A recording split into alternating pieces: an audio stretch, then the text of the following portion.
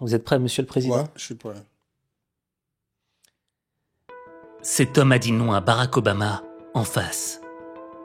Il a négocié en secret avec Vladimir Poutine. Et aujourd'hui, pour la première fois depuis qu'il a quitté le pouvoir, Macky Sall révèle tout. Etc. D'ailleurs, c'est le jour où il m'a dit que l'entrée de la Suède et de la Finlande à l'OTAN ne gênait pas la Russie. J'étais surpris. J'ai dit, mais pourtant, vous refusez pour l'Ukraine. Il dit, oui, mais l'Ukraine, c'est... Comment le Sénégal est-il devenu un pivot stratégique mondial? Pourquoi l'Afrique fait-elle trembler les superpuissances? Et quelles trahisons ont failli faire basculer la vie du président du Sénégal? Dans ce podcast d'exclusivité mondiale, on va traverser 3 niveaux de vérité. Les secrets du Sénégal, les enjeux cachés de l'Afrique et la guerre invisible pour le nouvel ordre mondial. Ce que Macky Sall va révéler, c'est comment un continent entier est en train de réécrire les règles du jeu. Vous pouvez réunir la Chine, les États-Unis et l'Union européenne dans l'Afrique. Et pourquoi ce qui se passe en Afrique aujourd'hui déterminera le monde de demain. Alors, regarde ça.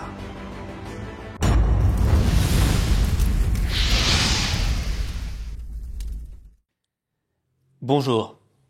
Aujourd'hui, dans ce podcast H5 Motivation, je reçois un invité exceptionnel. Votre Excellence, Président Macky Sall, comment allez-vous? Oui, je vais très bien. Je suis très heureux d'être avec toi, Aziz, ici dans cette émission exceptionnelle aussi, H5 Motion. Je vous remercie, Monsieur le Président. Et aujourd'hui, si on vous reçoit, c'est parce que vous avez publié un ouvrage, L'Afrique au cœur, que j'ai eu l'immense honneur de lire en avant-première. Et si je peux donner un petit résumé aux téléspectateurs, ce livre est à la fois un voyage dans l'espace et dans le temps. C'est-à-dire que,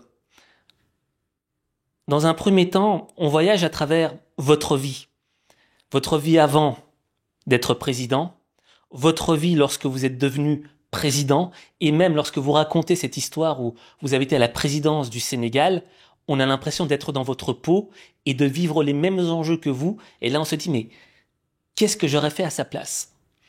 Ensuite, on a cette vision globale du Sénégal. Et ensuite, on voit également cette vision globale de l'Afrique par rapport au monde. Et c'est un vrai voyage dans tous les sens du terme. Et justement, Monsieur le Président, avant de pouvoir entamer notre voyage pour nos téléspectateurs à travers cet ouvrage exceptionnel, j'aimerais que l'on voyage au cœur de qui vous êtes, Monsieur le Président. Et j'aimerais savoir comment a commencé votre histoire. Alors, une question philosophique, difficile en même temps, mais mon histoire est une histoire normale, l'histoire de tout jeune Africain né après les indépendances dans une contrée très connue au Sénégal, le Sine, qui est un royaume qui a été connu pour ses valeurs, les valeurs défendues. Et je suis né issu d'une famille venue du nord du Sénégal, une famille poulard, donc des Peuls, mais qui ont émigré vers le pays sérère. Mes parents se sont installés, mon père dès 1950, à la recherche du travail, comme tout bon migrant, et s'est installé finalement, a fondé une famille, a fait venir ma maman, qui était également sa cousine du nord, et nous sommes nés d'une fratrie de 5 personnes, dont je suis le deuxième, mais l'aîné masculin, donc un peu le khalif de la famille aujourd'hui. Et je suis né dans une famille modeste, mais qui a été éduquée dans les valeurs de civilisation africaine, notamment ce qu'on appelle le poulagou, c'est-à-dire les valeurs du Peul, qui sont des valeurs de courage, de dignité, d'honneur. Et cela m'a marqué très tôt, ce qui m'a motivé aussi à me battre pour me réaliser réussir ma vie à travers les études. Mon père, je me rappelle, me disait toujours, il faut que euh, ton pic ou ta pelle soit ton stylo, ton bic. Donc, c'est l'étude, les études. Il faut faire les études. Et cela m'a beaucoup motivé. C'est pourquoi j'ai très tôt, évidemment, réussi mes études d'abord primaires, secondaires. Et dès le lycée, j'ai eu une vocation de devenir ingénieur géologue, puisqu'à l'époque, il y avait beaucoup de débats sur les mines de fer du Sénégal oriental et cela, en partie, m'a poussé vers la géologie, vers le sous-sol. Alors que mon père aurait souhaité que je sois plutôt un ingénieur agronome, puisqu'il travaillait à l'agriculture. Et leurs chefs, les agronomes français à l'époque, ils les voyaient comme des devins, tellement pour eux, c'était des gens hors normes. Donc avoir un fils agronome, c'était aussi un grand rêve pour lui. Bah, au lieu du sol, j'ai préféré la logique du sous-sol, donc explorer plus loin. Et je suis devenu donc ingénieur géologue après mon baccalauréat à l'Institut des sciences de la Terre de l'Université Cheikh Anta Diop, formation que j'ai complétée plus tard quand la société de pétrole m'a recruté, elle m'a envoyé à Paris, à l'École nationale supérieure du pétrole et des moteurs pour faire une spécialité en géophysique pétrolière. Donc cela, globalement, a été ma formation académique. Évidemment, pendant cette formation, je me suis confronté aux idées politiques, très tôt aussi, puisque je vous disais que je suis né après l'indépendance et nous sommes les héritiers légitimes des pères de l'indépendance. Ce que Amadou Hampâté-Bâ a appelé les fils aînés du XXe siècle. Ils se sont battus, les Senghor, les Kizerbo, ils sont très nombreux en Afrique pour la décolonisation, qui ont participé pour certains à la Seconde Guerre mondiale, à la libération de la France, et de là est parti un vaste mouvement de décolonisation en Afrique. Le mouvement de la négritude est né et aux indépendances, le combat s'est poursuivi sous d'autres formes parce que après les indépendances, on a vu que les systèmes n'avaient pas beaucoup évolué et jusqu'aux années 80 où il y a eu un dictat, j'utilise les termes de l'époque, le dictat des institutions de Bretton Woods. Nous avons, nous-mêmes, jeunes étudiants, nous nous sommes battus longuement pour contester cela. Et étant président de la République, je disais une fois à mes amis du Fonds monétaire, imaginez, moi, je me suis souvent engagé en disant non au dictat du Fonds et la Banque mondiale. Aujourd'hui, je suis membre de cette institution. Comme quoi, la vie nous réserve parfois des surprises. Bref, cet héritage nous a plongé dans l'engagement politique précoce. Nous avions un parti unique quasiment jusqu'aux années 80 où il y a eu un peu plus d'élargissement, avant quand même. Et notre combat, c'était pour l'alternance. Et c'est pourquoi très tôt, je me suis engagé d'abord comme étudiant dans les mouvements de gauche. J'en ai parlé un peu dans cet ouvrage et aussi dans l'ouvrage précédent, Le Sénégal au cœur, où j'ai beaucoup plus développé cet aspect de ma vie militante. Et puis, très tôt aussi, j'ai été fasciné par un homme qui a marqué l'histoire politique du Sénégal, Maître Abdoulaye Wade, un avocat brillantissime, mais qui avait un sens des réalités et qui a vraiment marqué le Sénégal et qui a été l'auteur de la première alternance politique.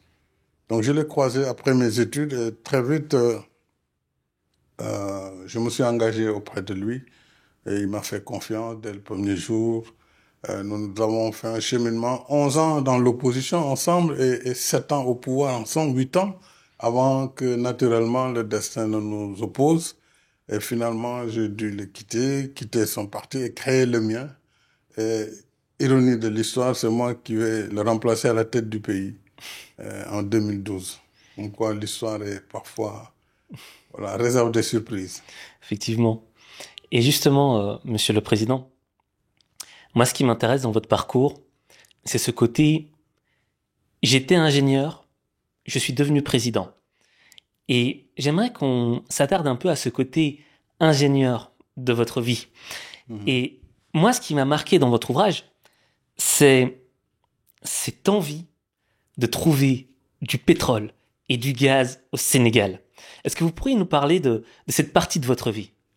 Oui, avec beaucoup de plaisir, parce qu'en vérité, lorsque j'ai été recruté à Petrosen, euh, en, quat- en 90-91, le bassin sédimentaire sénégalais avait certes des indices, mais pas très intéressants.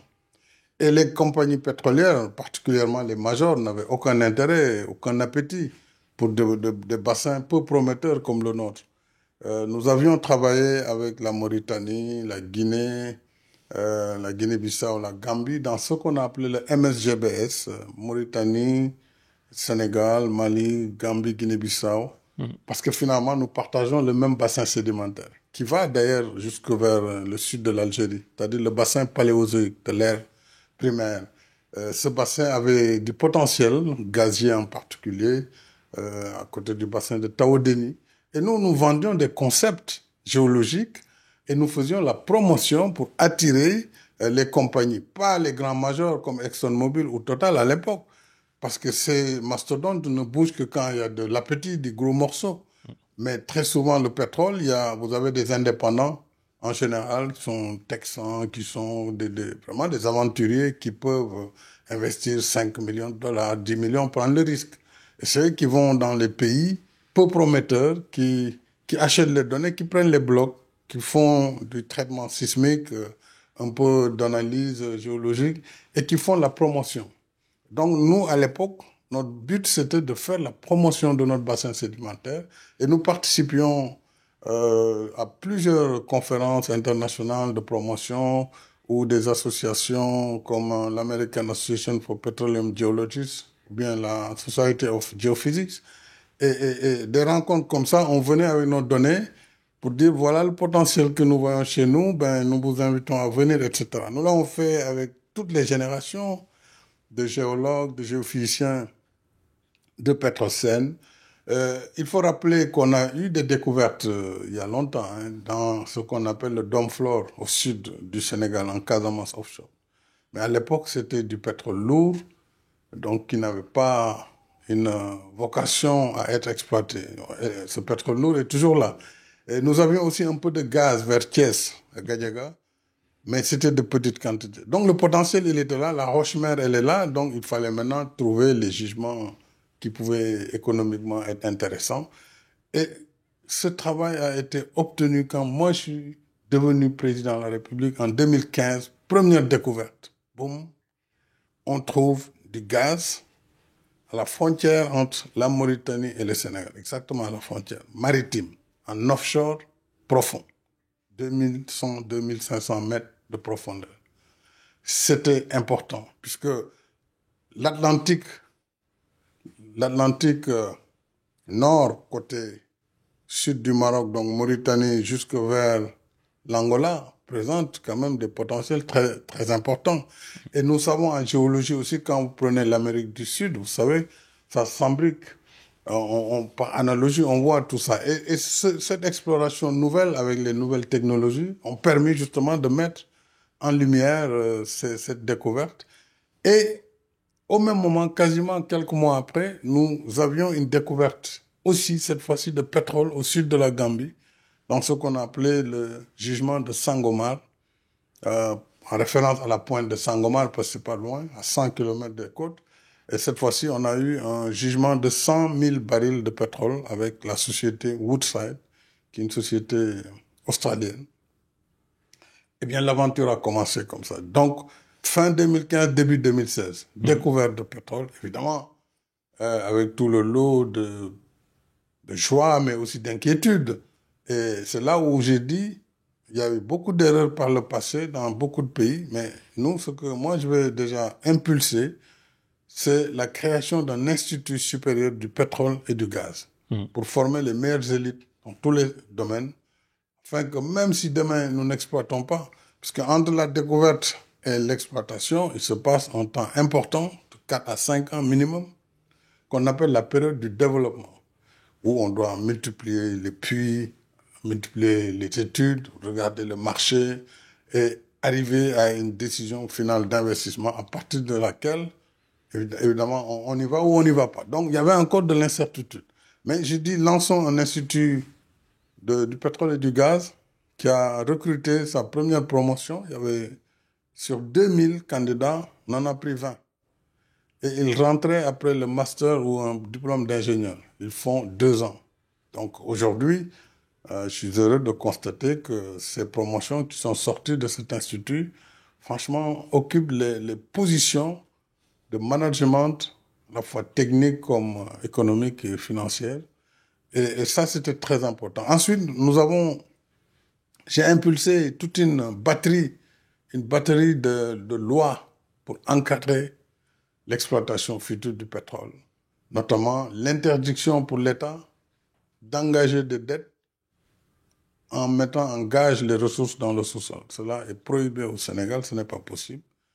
L'État doit garder sa crédibilité pour s'endetter, mais pas pour mettre en gage des ressources qui ne sont pas encore sorties. Donc ça, c'est très clairement interdit de par la loi, mais aussi la création d'un fonds pour les générations futures qui recouvrerait 10%, qui récupérerait 10% des ressources, des recettes, etc., etc. Et nous avons consolidé aussi notre position à l'ITIE, qui est l'initiative pour la transparence des industries extractives, où le Sénégal, naturellement, a eu une position de choix depuis que nous y sommes rentrés en 2013. C'est très intéressant, Monsieur le Président, parce que lorsque vous vous exprimez, on sent l'ingénieur, on sent l'homme de la technique. Et justement, moi, ce qui m'avait marqué, c'est que au début de votre livre, vous parlez de votre objectif. Votre objectif qui est à la fois un objectif technique, mais qui a un cœur émotionnel, qui correspond à l'électrification et à l'accès à l'eau de votre pays. Et moi, j'aimerais savoir, est-ce qu'on pourrait revenir sur l'histoire de l'enfant qui a découvert l'électricité et qui était à vos côtés, cette histoire qui vous a touché, et à partir de cette histoire, comprendre la problématique de l'accès à l'électricité et à l'eau. Oui, c'est une histoire à la fois émouvante et qui marque en réalité le quotidien des populations africaines. J'étais en tournée, comme je le faisais souvent quand j'étais en fonction, dans les régions, ce que j'appelais les conseils présidentiels de développement. Et là, j'étais dans la région du sud-est, la région de Kédougou, qui était l'une des régions les plus éloignées à l'époque, avec très peu d'infrastructures, et nous avons comblé évidemment ce déficit, notamment un hôpital de dernière génération et un lycée, ainsi que pas mal d'infrastructures de base. Alors c'est dans ce cadre que, étant sur place, il y avait un programme qu'on appelle le PUDC, Programme d'urgence de développement communautaire, et je vais y revenir sur ce PUDC puisque c'est moi qui l'ai lancé quand je suis arrivé à la tête du pays et pourquoi il a été conçu. Et ce programme donc de développement communautaire avait 4 vocations. L'électrification rurale pour les populations, l'accès à l'eau potable et le désenclavement, puisque les villages en réalité sont vulnérables, sont enclavés et dès les moindres pluies, ils sont coupés du monde. Donc, une politique de désenclavement par des pistes rurales était également une dimension très importante. Et la 4e dimension que j'avais assignée à ce programme, c'était l'allègement des travaux des femmes. Parce que, figurez-vous, et d'ailleurs, je me rappelle toujours de Camara Laye, dans un de ses ouvrages, il racontait, et nous, on nous faisait réciter ça à l'école primaire. Et je vais avoir le plaisir de chanter ça, parce que je l'ai chanté à l'école primaire, tous les jeunes enfants, et Camara Laye disait, dès que le coq chante, le village s'éveille. Alors, les coqs chantent, le jour paraît, tout s'éveille dans le village pour que le bon couscous soit prêt. Femme debout et du courage, pilon pam pam, pilon pam pam, pilon gaiement. Il décrivait donc cette corvée des femmes, et ça n'a pas fini en Afrique. Donc dès la levée du jour, les femmes déjà sont en corvée pour piler le mil. Ensuite, c'est la corvée de l'eau. Ensuite, ça ne finit pas. Et ce programme, j'ai dit, il faut alléger le travail des femmes. Je ne veux plus voir de Sénégalaises qui vont aller piler du mil avec leurs propres mains, alors que nous devons donner des machines, des moulins à mil, des moulins à décortiquer, etc., etc., pour que les femmes gagnent plus de temps pour s'occuper d'elles, pour prendre soin d'elles, etc., de leurs enfants, etc. Donc ça, c'était le PUDC. Et le PUDC avait électrifié un village parmi tant d'autres à travers une dorsale électrique qui était un peu le moyen le plus rapide d'étendre l'électrification. Et là, nous étions au village de Tomberonkoto, très connu dans le Kédougou. Et donc, j'arrivais vers 18 heures pour la mise en service. Et il y avait du monde, les gens étaient gais, mais on attendait encore le signal. Et quand on a donné le signal, le moment est arrivé de toucher au bouton qui devait... Alors, quand la lumière jaillit dans cette obscurité, il y a eu un tel cri strident de cet enfant qui m'a regardé et nos regards se sont croisés. Il était à la fois heureux, mais en même temps émerveillé par cette lumière qu'il voyait soudainement, qu'il n'avait jamais vue auparavant. Et j'ai dit, moi, ce sourire de cet enfant m'a marqué. M'a marqué et m'a donné une profonde satisfaction. D'abord, satisfaction pour comprendre que l'essentiel, finalement, quand on gouverne, ce n'est pas tant les bâtiments. Moi, je suis un bâtisseur. Hein. J'aime bien bâtir des ponts. Mais le plus important, c'est pas ça. Le plus important, c'est le bonheur qu'on peut donner aux populations. Sur des choses basiques, l'électricité, depuis 1800 et quelques, ça a été découvert dans le monde. Il y a encore des contrées qui n'en ont pas. La moitié des Africains n'ont pas encore accès à l'électricité. C'est ça le combat. L'accès à l'eau potable. Vous ouvrez un robinet, c'est un geste manuel en ville. Et l'eau coule. Mais ailleurs, ce n'est pas du tout évident. Donc, ce combat-là, pour les accès universels, j'en ai fait mon combat. Et quand j'avais quitté mes fonctions de Premier ministre, que j'avais quitté le pouvoir et je suis rentré dans l'opposition, quand j'ai créé mon parti, je suis allé à la rencontre de mes compatriotes. Et c'est là où j'ai découvert quand même le niveau d'indigence encore, malgré le fait que moi-même j'avais dirigé le gouvernement pendant 3 ans et quelques. J'avais été ministre même de l'énergie avant. Mais je n'étais jamais rentré aussi profond dans le pays. Or, cette fois-ci, j'avais le temps, je partais pour un mois, je rentrais dans toutes les contrées et je voyais de façon objective l'absence d'infrastructures de base. Je me suis dit, mais nous, malgré tout ce qu'on a fait, il reste beaucoup à faire. Et c'est là où déjà en 2009, j'ai dit à mes camarades, écoutez, il nous faut inventer un nouvel ordre de priorité. Ce qu'on a appelé à l'époque dans mon parti un NOP, nouvel ordre de priorité. C'est-à-dire, il faut nous attaquer aux questions de base. L'accès à l'eau potable, l'accès à l'électrification rurale, les pistes de désenclavement et l'allègement des travaux. Ça, c'est un programme, dès mon arrivée au pouvoir, que j'ai conçu et lancé, donc à travers ce programme dit PUDC, qui a été d'ailleurs admis et maintenant adopté par beaucoup de pays en Afrique. Et aux côtés de ce programme PUDC, j'ai créé un autre que j'ai appelé le PUMA. PUMA un peu comme le PUMA, mais c'est aussi un programme d'urgence. Le PUMA, donc, et de modernisation des axes et territoires frontaliers. Parce que figurez-vous, l'arrière-pays est toujours moins bien fourni. Mais les zones limitrophes, les zones frontalières sont complètement abandonnées à elles-mêmes. Donc ce PUMA avait pour vocation uniquement les zones frontalières. Leur donner des ambulances, apporter l'électrification par solaire, parce que le réseau est trop loin. Maintenant, on a rajouté la dimension école, même centre de santé, etc. Donc, ces programmes sont complémentaires et ont été très importants. On n'en parle pas autant que les autoroutes que j'ai lancées ou le train express, mais tout cela doit aller ensemble. Donc, il y avait une vision de développement à long terme, le plan Sénégal émergent, sur un horizon de 20 ans, donc 2014-2035. Mais au même moment, il y avait des priorités. On ne va pas dire aux gens, attendez 2035 pour voir votre sort résolu. C'est pourquoi, en même temps, j'ai développé ces programmes d'urgence qui devaient agir, mais aussi toute la partie solidarité. J'ai beaucoup développé cette partie solidarité parce que je suis très sensible à l'humain. C'est-à-dire comment accompagner les moins nantis à travers les bourses de sécurité familiale pour des populations qui sont les plus démunies.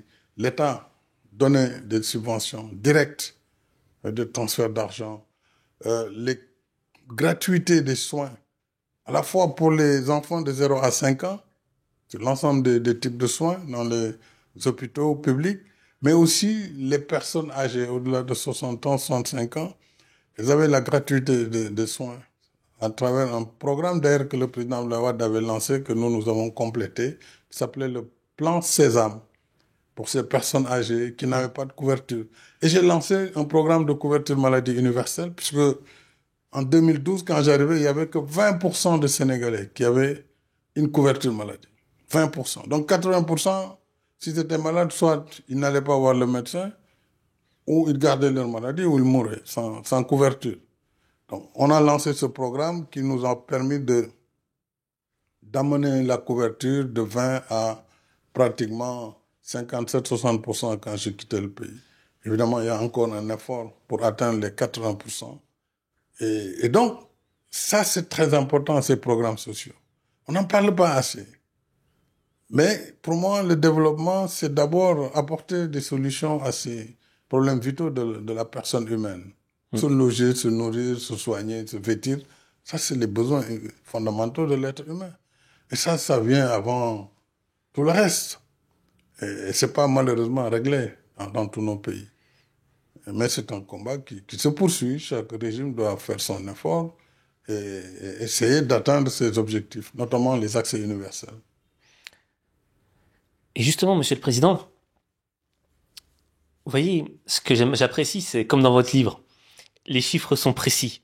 Il y a des pourcentages, c'est très ingénieur. C'est vraiment... c'est incroyable. C'est la déformation professionnelle peut-être. Voilà.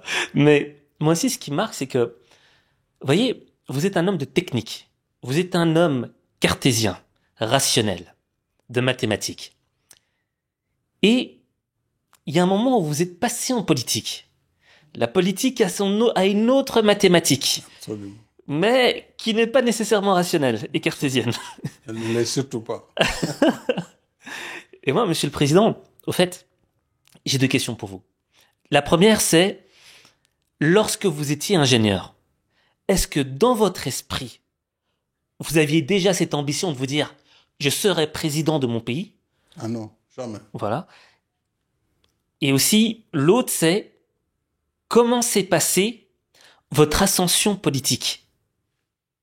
Alors, je n'ai jamais eu comme ambition d'être président de la République. Parce que comme vous l'avez dit, quand on est ingénieur, on est d'abord dans la sphère technique. Et c'est pas la politique d'abord qui attire forcément l'homme. Mais la politique est venue vers moi avant que je ne sois ingénieur. Parce que je vous ai dit, étant étudiant déjà, je m'étais engagé. Et j'étais dans les partis de gauche, dans un parti d'obédience maoïste en particulier, où j'ai beaucoup appris la rhétorique, l'art de parler en public. J'ai dirigé des mouvements étudiants, j'étais membre de l'amicale de la faculté des sciences, mais j'ai été le premier président de l'association des élèves ingénieurs de l'Institut des sciences de la Terre. Donc, avant d'être ingénieur, j'étais déjà engagé politiquement. Donc, devenu ingénieur, j'ai continué cet engagement tout en travaillant dans ma société et je suis entré en politique vraiment à gauche, puis en 83 j'ai arrêté avec la gauche et puis j'ai voté pour Wade et plus tard en 89 j'ai adhéré dans son parti, PDS. Et là, il y a eu effectivement une ascension très rapide parce que le PDS était un parti qui a duré dans l'opposition. Les cadres l'avaient déserté. Il y avait très peu de cadres. Il y avait beaucoup d'avocats, naturellement. Wade lui-même étant un avocat. Mais les cadres techniques, il n'y en avait pas beaucoup. Et quand j'ai ma première rencontre avec le président, je me rappelle, à l'époque opposant, il m'a tout de suite dit, écoute, ça tombe bien, moi je veux lancer une coordination des cadres du parti et je te pressens pour diriger la commission de l'énergie, enfin des mines et de l'industrie. Je serai plus tard son ministre des Mines aussi. Donc ça, c'est la première rencontre. Et donc, il a lancé cette coordination des cadres. Nous avons été là pour apporter une réflexion au parti, qui était un parti surtout soutenu par le monde rural à l'époque. C'était les paysans qui voyaient en Wade le sauveur, etc. Les citadins, c'était plus difficile. Quoique, il avait un électorat aussi citadin assez important et un électorat jeune. Mm. Par la suite, donc, j'ai évolué assez rapidement pour être membre de la direction du parti. Quasiment presque moins d'un an après, j'ai intégré le secrétariat national du parti comme secrétaire national adjoint, puis secrétaire national. Puis, il nous a demandé d'aller dans les régions. Je suis retourné à Fatick, où déjà en 98, j'étais le secrétaire général de la convention régionale de toute la région de Fatick. Et donc, 2000, plus tard, il est arrivé au pouvoir. Mais ce cheminement, c'est en 11 ans, c'est pas 11 jours. Hein. Mm. 11 ans de combat assez difficile, d'ostracisme. Vous connaissez comment ça se passe souvent en Afrique. Et donc, cette évolution dans le parti m'a projeté pratiquement au rang de numéro 3 avant l'accès de Wade au pouvoir, en 2000. Parce que à partir de 98, il y a eu une grosse restructuration et un départ massif des cadres qui ont quitté Wade parce que bon, ils voyaient plus la perspective d'une alternance après tant d'années.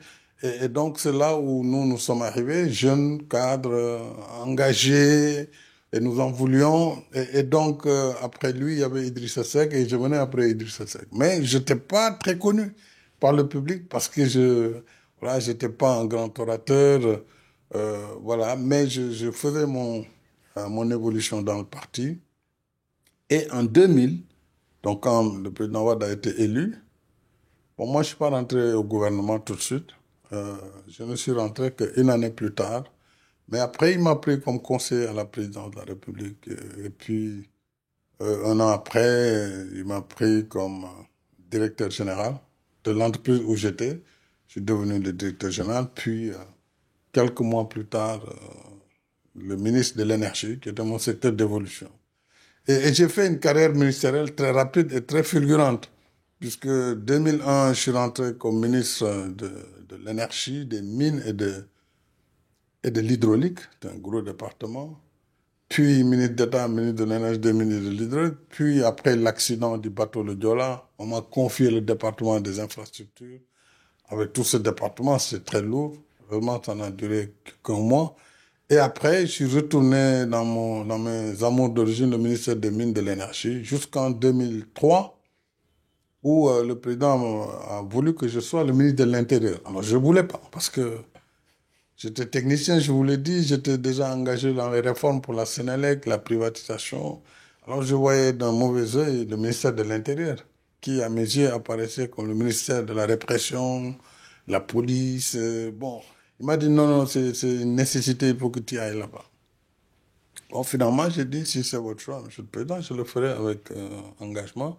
Et j'ai beaucoup appris. Je suis allé donc au ministère de l'Intérieur. J'ai fait que 8 mois là-bas, mais 8 mois intenses et riches d'enseignements. Parce que c'était un moment où, malheureusement, il y a eu un contentieux, une crise entre le président et son premier ministre.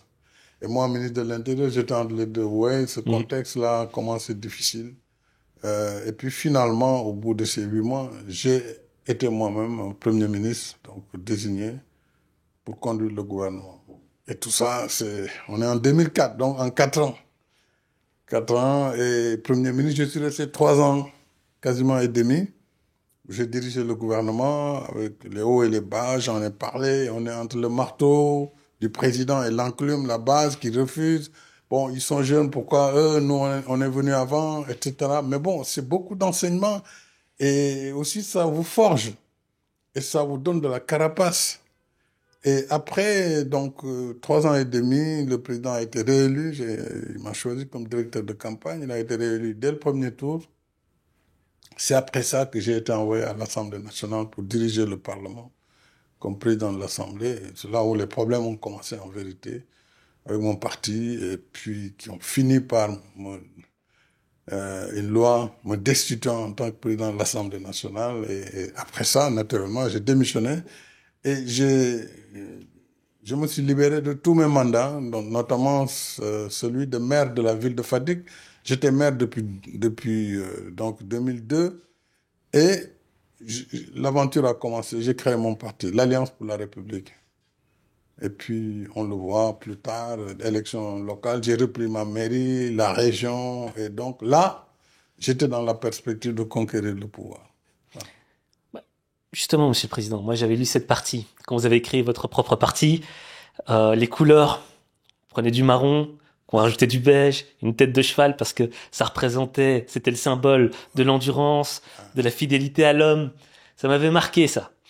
Et Monsieur le Président, avec tout votre respect, on sent l'homme de la technique, et je le dis encore, et justement, moi-même qui ai côtoyé, qui suis de formation ingénieur et qui ai côtoyé beaucoup d'ingénieurs, il y a aussi une dimension dans la politique d'intelligence émotionnelle. Et ce que je veux dire par là, c'est que, un moment, lorsque vous étiez Premier ministre et que vous aviez tout le monde autour de vous, j'imagine que lorsqu'on est Premier ministre, on a plein de gens, plein de courtisans, plein de... Et il y a un moment où vous sentez qu'on veut plus de vous. Il y a un moment où vous sentez que c'est fini. Tu n'auras plus ta place. Tu vas partir loin. Et maintenant, c'est à nous de continuer le pouvoir. Quelle a été votre émotion lorsque vous avez senti qu'on a essayé de vous évincer? Et comment est-ce que vous avez fait pour rebondir? Parce que vous l'avez dit, vous avez créé un nouveau parti. Et c'est cette histoire-là, j'aimerais la comprendre humainement. Vous savez, lorsque on est dans le combat politique et qu'on sent que la terre se dérobe, qu'on est dans une phase difficile, qu'on vous désigne pour vous abattre, évidemment, le vide s'organise automatiquement autour de vous. Parce que les gens, ils sont peut-être très gentils, mais ils n'ont pas envie de mourir avec vous. Ils vous laissent seuls mourir. Ce sentiment, tous ceux qui ont connu la décadence l'ont vécu dans leur chair. Quand tout va, tout le monde est là, tout le monde est ami, on a beaucoup de copains, on a beaucoup d'amis, mais dès que les choses tournent au vinaigre, ben, il y a très peu de monde qui reste. Ça, je l'ai vécu aussi. Je me rappelle quand je partais en déplacement comme Premier ministre, ben, c'était pas moins de 30 véhicules, 4x4, parce que tous ceux qui venaient, directeurs généraux, autres ministres, trouvaient le prétexte pour vous accompagner en tournée. Les gens se battaient même pour être là. Mais à partir du moment où vous êtes en disgrâce avec le président, il n'ose pas se montrer à vos côtés. Et il y avait des scènes surréalistes que j'étais encore à l'Assemblée, quand j'allais à l'aéroport accompagner le président ou à l'accueil, ben, j'étais isolé, seul dans le salon. Les gens, ils allaient vite prendre leur café à côté, ils trouvaient toujours le prétexte pour ne pas être à vos côtés, surtout lorsque le chef était là. Bon, mais à un moment donné, quand vous sentez que le combat est inévitable, qu'il vous est imposé, naturellement, je vous ai parlé des valeurs qu'on a héritées, des valeurs de courage, de dignité et d'honneur. On préfère mourir l'arme à la main que de capituler. Surtout que j'avais le sentiment de n'avoir rien fait de mal. Donc, c'était un combat qui m'est imposé, il fallait l'assumer. Je l'ai assumé sans savoir ce que j'allais devenir. En créant mon parti, j'avoue que je le créais, non pas parce que j'étais convaincu qu'on obtiendrait quoi que ce soit, mais c'était la chose à faire. Et j'ai plongé avec une poignée d'amis qui m'ont accompagné dans cette aventure. Poignée. Et il fallait y croire, parce que quitter un parti au pouvoir, aller à l'aventure, une opposition qui ne vous aime pas forcément parce que vous incarnez le numéro 2 du régime, et vous venez leur faire obstacle. Et donc, des deux côtés, vous êtes rejetés. Mais nous l'avons assumé, et par la grâce de Dieu. Quand j'ai d'ailleurs créé le parti, j'ai dit à mes camarades, cette poignée, écoutez, éloignons-nous de toutes les couleurs connues jusque-là. Le vert, c'était les socialistes. Le rouge, c'est les partis marxistes, etc. Le jaune et le bleu, c'était le PDS, mon parti. Donc, trouvons une couleur en dehors de ça. Mais si vous prenez la rose des couleurs, si vous enlevez le bleu, le rouge, le jaune, il reste très peu. Donc, c'est comme ça qu'on a dit, nous voulons prendre la couleur de la terre, qui est le marron, mais c'est une couleur terne. Et c'est lourd. Donc, on a dit, mais le marron tout seul, on a simulé avec l'ordinateur, c'était quand même pas terrible, terrible. Alors, et ma femme était là, je dis, mais nous, on cherche. Elle dit, en tout cas, nous, les femmes, souvent, quand on met du marron, on l'habille avec le marron beige avec le beige. Donc au moins, ça nous donne deux couleurs. Et on a mis la tête de cheval parce qu'on voulait un emblème. Un emblème, c'est la tête de cheval. Et qui nous a rappelé le cheval Al-Buraq. Mais aussi le cheval, on l'a pris pour l'honneur, la dignité qu'il incarnait comme animal, la fidélité, la force de travail et donc et la noblesse de l'animal. Donc on a pris le cheval, la tête de cheval comme emblème qu'on a mis en marron et le fond était donc qu'on a mis en beige la tête de cheval et sur fond marron et on a mis les étoiles, 15 étoiles qui représentaient les 15 régions du Sénégal, les 14 et la diaspora comme 15e région. Alors quand on a déposé, le gouvernement a dit non, si on les laisse avec ces 15 étoiles et la diaspora, ils vont nous prendre la diaspora. Ils nous ont dit non, non, si vous voulez que le parti soit reconnu, il faut enlever les étoiles parce qu'il y a un parti qui a des étoiles. J'ai dit qu'à cela ne tienne, ils n'ont qu'à enlever les étoiles. De toute façon, nous, la diaspora, c'est notre 15e région. Et nous l'avons vécu comme tel.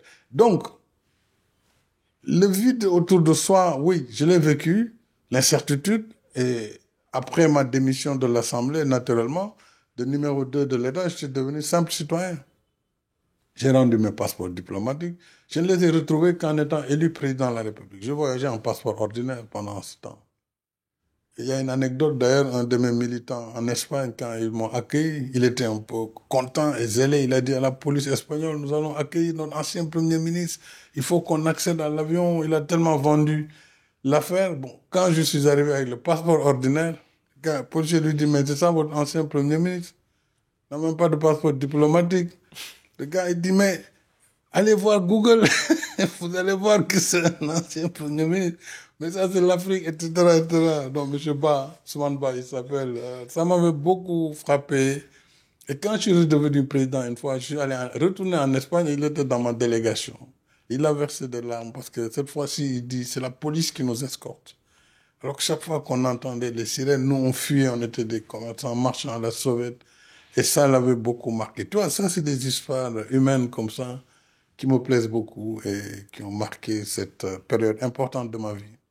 Bah, c'est ça qui est intéressant en fait, parce que nous, on a la façade médiatique. Ouais. On vous voit sur les médias et on voit pas toute cette histoire derrière.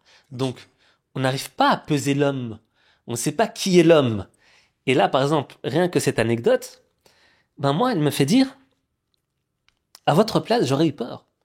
J'aurais eu peur d'affronter un pouvoir plus puissant que moi, sur papier. Ça ferait peur à n'importe qui. Et la majorité des gens auraient tendance à abandonner, à se soumettre, à trouver un moyen d'arrondir les angles. Et moi, ce que je trouve fort, c'est que vous êtes resté sur votre position. Et justement, moi, ce qui m'intéresse, c'est de savoir, Monsieur le Président, vous avez vécu tout ça. Vous avez vécu le rejet. Vous avez vécu la trahison humaine. Et toutes ces émotions négatives qui vous habitent, toutes ces déceptions qui vous habitent. Comment est-ce qu'elles ont pu laisser place à la motivation, à la niaque d'aller de l'avant pour remporter les élections? Vous savez, lorsque vous vous engagez en politique, vous devez vous départir de tout ce qui est sentiment de revanche, en comprenant que les choses fondamentales pour lesquelles vous vous battez sont de loin plus importantes que les petits crimes entre copains ou les trahisons. Oui, il y a des trahisons tout le temps dans la vie, et à tous les niveaux. Trahison dans les couples, trahison dans les familles, trahison dans les partis politiques, trahison dans les États, dans les gouvernements. Mais ça ne doit pas vous décourager par rapport à l'essentiel de votre combat, l'objectif. Donc, si vous venez, d'ailleurs beaucoup me disent, oui, vous pardonnez toujours. Je dis non, c'est pas que, je n'oublie pas, hein, je n'oublie pas tous ceux qui ont trahi, mais bon, c'est pas essentiel. Parce que l'histoire d'ailleurs ne retient même pas ça. L'histoire retient les progrès qu'on fait faire à son pays. Et donc, si on doit se concentrer sur un tel m'avait fait ça quand moi j'étais en disgrâce, c'est qu'on n'est pas digne d'assumer le rang de leader qu'on prétend être. Donc, oui, il faut en tenir compte parce que la nature humaine, elle est ainsi faite. Elle est ainsi faite. Elle est faite de trahison, d'amitié, de fidélité. Ça va de pair. Autant vous avez des gens qui vous trahissent, autant vous avez des gens qui se tuent pour vous, et parfois qui n'ont même pas d'avantage, qui n'attendent même pas d'avantage, parce qu'ils le font pour le cœur, ils s'engagent. Les gens aujourd'hui, moi, je ne suis plus président, mais ceux qui me soutiennent, qui prient pour moi, sont de loin plus nombreux que ceux qui m'ont trahi. Est-ce que je vais me concentrer sur ceux-là qui ont trahi, et oublier tous ceux qui se battent quand même, parfois même à mon insu, et qui, parce qu'ils considèrent que, voilà, ils veulent soutenir mon action, et vous voyez tout cela. Donc, dans la vie, moi, j'ai choisi de ne pas m'attarder vraiment sur ces considérations. Je sais me fâcher, hein, comme je suis un être humain, mais je me fâche très rarement. Et quand je me fâche avec quelqu'un, c'est presque définitif. Mais j'ai une très, très grande capacité d'absorption. Et ça, je rends grâce à Dieu. Et je ne m'emporte pas très vite. Donc, je suis très posé, très pondéré. Et je sais encaisser. Mais je sais aussi fermer, euh, je sais fermer les portes et fenêtres quand c'est nécessaire. Mais bon, je ne le souhaite même pas parce que c'est pas important et c'est pas Mm. essentiel. Et justement, bah déjà ça c'est fort parce que moi j'ai pas cette capacité que vous avez, hein. Moi si, c'est pour ça que je comprends, c'est une très grande qualité. Moi, je n'ai pas cette capacité parce que c'est difficile. Mais justement, là je comprends mieux. Vous absorbez toutes ces méchancetés qu'on vous a faites. Et ensuite, lorsque vous êtes là, lorsque l'élection arrive, vous vous battez. Qu'est-ce qui vous donne l'envie d'avancer? Et en même temps, lorsque vous arrivez à remporter l'élection présidentielle, quel est le switch qui se passe à l'intérieur de vous-même? Déjà, à partir du moment où je me suis engagé et j'ai créé le parti, moi j'étais convaincu que si l'élection se tenait en 2012, avec le travail que nous avions fait sur 3 années, vraiment Mm. à temps plein parce que j'avais créé une société de consulting quand j'ai quitté. J'ai un ami qui était directeur d'une banque de développement qui m'a dit, écoute, Maki, moi je suis ton ami, je te dis franchement, ton histoire là, ça ne marchera pas parce qu'aucun partenaire ne va te donner un marché contre ton gouvernement. Et comme la manière dont tu es parti, ce n'est pas possible. Donc moi, je te conseille vraiment de te concentrer sur la politique. C'était courageux de sa part. Mais je suis rentré, j'ai dit à mes camarades, écoutez, le bureau d'études, tout ça, mettez ça dans les placards, allons-y à fond, battons-nous, H24. Allons à la rencontre de nos compatriotes. Et donc pendant ces 3 années, vraiment, nous nous sommes donné les moyens politiques, d'abord de créer le parti, d'exister, de le faire connaître. Et je savais, de par le nombre de comités que nous mettions à la base, que si on va aux élections, nécessairement on amènera le président au second tour. Et nous, nous serions deuxième. Ça, je le savais mathématiquement, puisque Mm. nous avions plus de 4135 comités de 100 membres à l'époque. Donc ça faisait plus de 435 000 voix minimum. Et effectivement, j'ai eu 710 000 au premier tour. Donc je savais que si à l'élection, nous, on allait au second tour. Et, et dans ce combat, comme je vous l'ai dit, au fil des tournées, j'ai vu ce qui nous attendait. Et nous avons conçu notre programme qu'on a appelé le chemin du véritable développement, en Wolof Yoonu Yokkute, où nous avons repris ce concept de nouvel ordre de priorité et la nécessité aussi d'engager des réformes, de donner plus de soutien. Et dès que j'ai été élu, le soir même, ma pensée, c'était de voir quel programme nous allons mettre en marche tout de suite. Et j'ai été élu le 25 mars.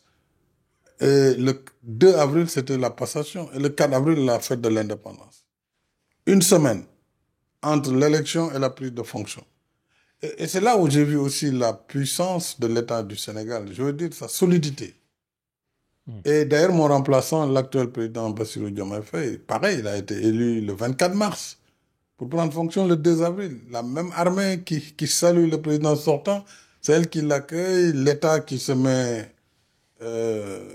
à quatre pour organiser la transition. Et ça, c'est très important et ça, on doit le conserver. Parce que c'est le signe des grands États. Et donc, moi, le 4 avril, j'avais pas encore de gouvernement. J'ai juste nommé un premier ministre. Nous avons fait la fête nationale, version très donc modeste.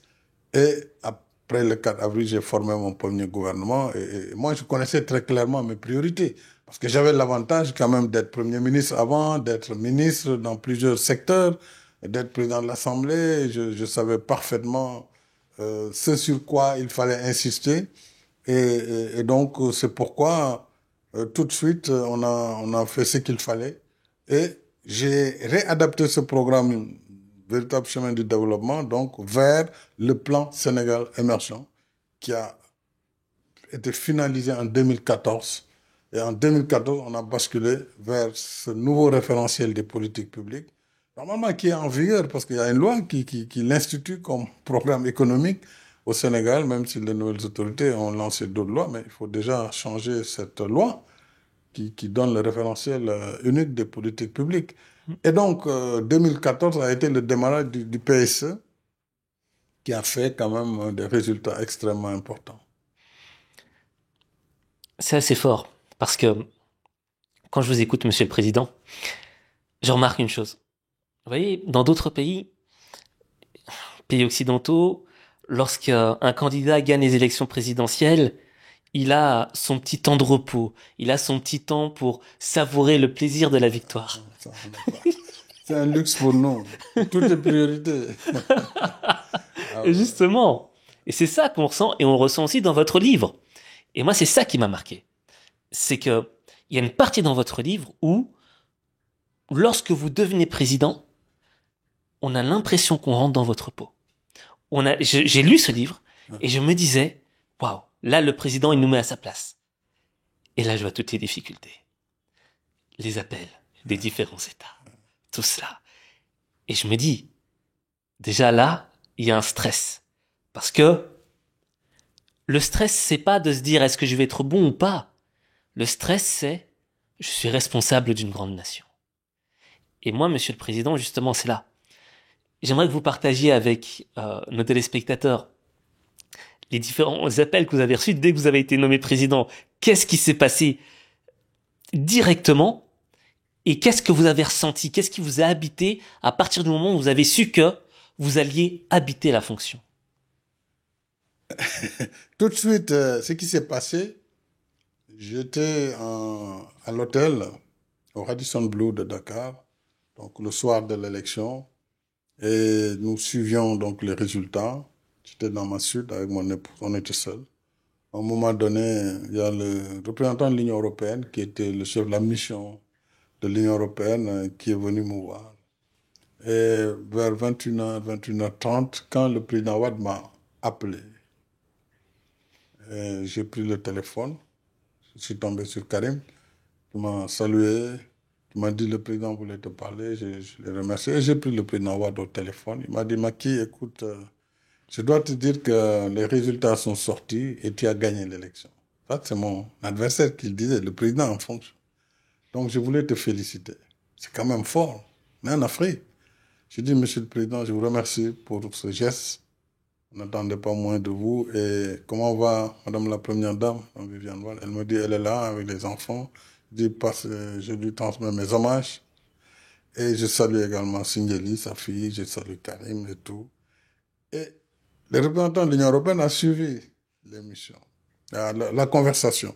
Et donc, quand j'ai raccroché, j'ai dit à ma femme, oui, c'était Medwad. Donc, il reconnaît que j'ai gagné. Et puis, je suis venu m'asseoir. Le type, il dit, mais Monsieur le Président, vous vous rendez compte, vous venez de gagner l'élection présidentielle? J'ai dit, oui. Il dit, mais vous ne le faites pas. C'est pas possible, il faut qu'on sabre le champagne. J'ai dit, ah oui, mais sauf que moi, je prends pas de champagne, donc... Il dit, non, non, moi, je vais dans ma chambre, c'est à côté. Il est parti. J'ai dit, oui, mais moi, je vais prendre de l'eau. Bon, moi, j'ai pris mon verre d'eau avec ma femme. Et puis, il dit, il était étonné qu'il n'y ait pas cette manifestation de joie. Parce que déjà, moi, je voyais tout de suite la charge qui attend. Quel gouvernement? Il y avait une très large coalition qui me soutenait. Tous les candidats, nous étions 14, dont le président sortant. Et donc, les 12 autres m'ont soutenu. Oui, c'est une charge. Qui met au gouvernement, qui ne pas mettre au gouvernement, mes compagnons. Déjà, j'étais dans cette phase, et puis les téléphones qui commencent à sonner, les chefs d'État qui appellent, voilà, à gauche, à droite, voilà, on rentre tout de suite dans la fonction. Et la presse m'attendait en bas pour ma première déclaration. Donc, il fallait finaliser avec mes amis du parti, de la coalition, parce qu'il y a une coalition qui me portait. Et puis, bon, j'ai finalisé le papier pour faire mon premier discours, 1 heure après. Et avant de commencer la vaste sortie pour faire un tour de ville qui nous a mené toute la nuit quasiment dans les rues de Dakar, et on a fini à notre état-major à Liberté 6 Extension. Donc, c'est des moments assez intenses en émotion, mais en même temps, vraiment la prise de conscience que quelque chose de nouveau est là et maintenant on est face à son destin. Qu'est-ce qu'on va faire? Qu'est-ce qu'on ne va pas faire, etc. Voilà, mais c'est passé naturellement, j'allais dire, du candidat au second tour qui pensait qu'il pouvait passer au président élu. C'est instantané. Et on habite tout de suite la fonction. La responsabilité, les appels, les chefs d'État américains, européens qui appellent, les collègues africains. Maintenant, tout de suite, tu es à leur niveau. Et puis voilà. Et puis le lendemain, c'était déjà le président élu, les discussions avec les autorités qui prennent contact, la sécurité qu'on vous envoie, parce que c'est le président élu, voilà, elle est là. Et puis voilà, et puis une nouvelle vie commence. Une nouvelle vie commence.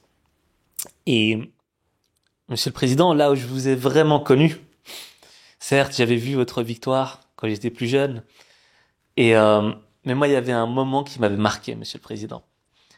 C'était cette conférence de presse que vous aviez avec le président des États-Unis d'Amérique, Barack Obama, qui était venu au Sénégal.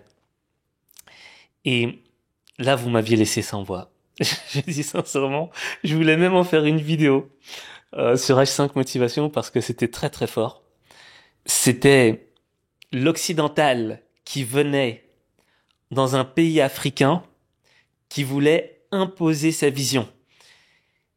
Et vous lui avez répondu d'une manière magistrale, c'était juste pour le public, je repasserai l'extrait. Je l'ai dit déjà en Conseil des ministres, c'est l'option du Sénégal pour le moment, mais tout en respectant les droits des homosexuels. Et nous n'avons pas, pour l'instant, nous ne sommes pas disposés à lever cette disposition de la loi. Ce qui ne veut pas dire que nous sommes homophobes. Mais il faut que la société absorbe ces questions, qu'elle prenne le temps de les traiter sans qu'il y ait une pression ou une force à appliquer par rapport à ces questions. C'est comme la peine de mort. C'est des questions que chaque pays traite. Chez nous, nous l'avons abolie depuis longtemps. Dans d'autres pays, cela s'impose parce que la situation du pays l'exige. Et nous respectons en fait le choix de chaque pays. Mais soyez rassurés, le Sénégal est un pays vraiment de liberté et les homosexuels ne sont pas pourchassés. Mais pour le moment, il faut aussi qu'ils respectent le choix des autres Sénégalais. Mais en gros, Barack Obama voulait une plus grande ouverture pour l'homosexualité, c'était une question sociétale, et on peut le comprendre, mais vos priorités étaient ailleurs, et votre réponse magistrale était que, oui, mais nous, nous avons aboli la peine de mort. Et on le voit dans le visage de Barack Obama, une certaine surprise. Et cet épisode-là, Monsieur le Président, pour moi, c'est l'exemple chimiquement pur de ce que l'on veut faire aux Africains. Constamment imposer une vision. Et vous, dans votre parcours de politique internationale, comment est-ce que vous avez fait pour changer cette vision que le monde a de l'Afrique? Oui, d'abord, je voudrais saluer le président Barack Obama. Il m'a fait l'amitié de venir au Sénégal en juin 2013. Il est resté 3 jours au Sénégal. Il a rencontré des gens, il est allé à Gorée, on a dansé ensemble. Vraiment, ce que souvent les présidents américains ne font pas.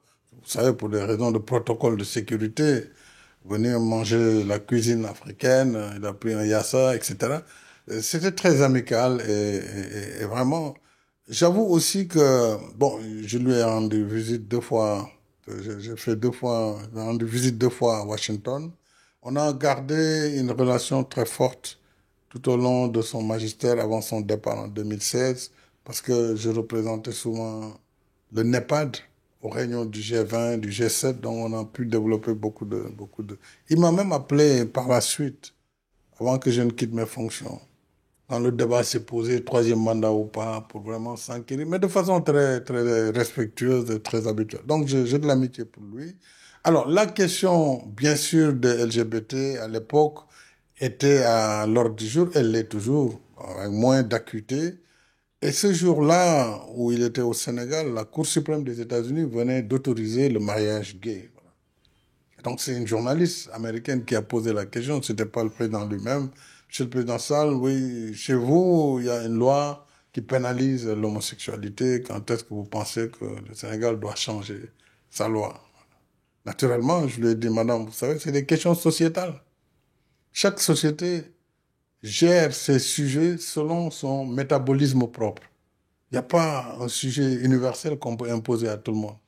Et moi, j'ai toujours défendu cela. C'est-à-dire, je suis contre l'injonction civilisationnelle, de quelque côté que ça puisse venir. On n'a pas à imposer aux autres ce que l'on est, ou ses valeurs. Si elles sont acceptées, tant mieux, elles seront des valeurs acceptées, et c'est en ce moment qu'elles deviennent des valeurs universelles. Mais on ne peut pas prendre des valeurs de civilisation, d'une société, d'un bloc, pour l'imposer au monde entier. Ce n'est pas acceptable. Et ça, c'est un combat que j'ai toujours mené.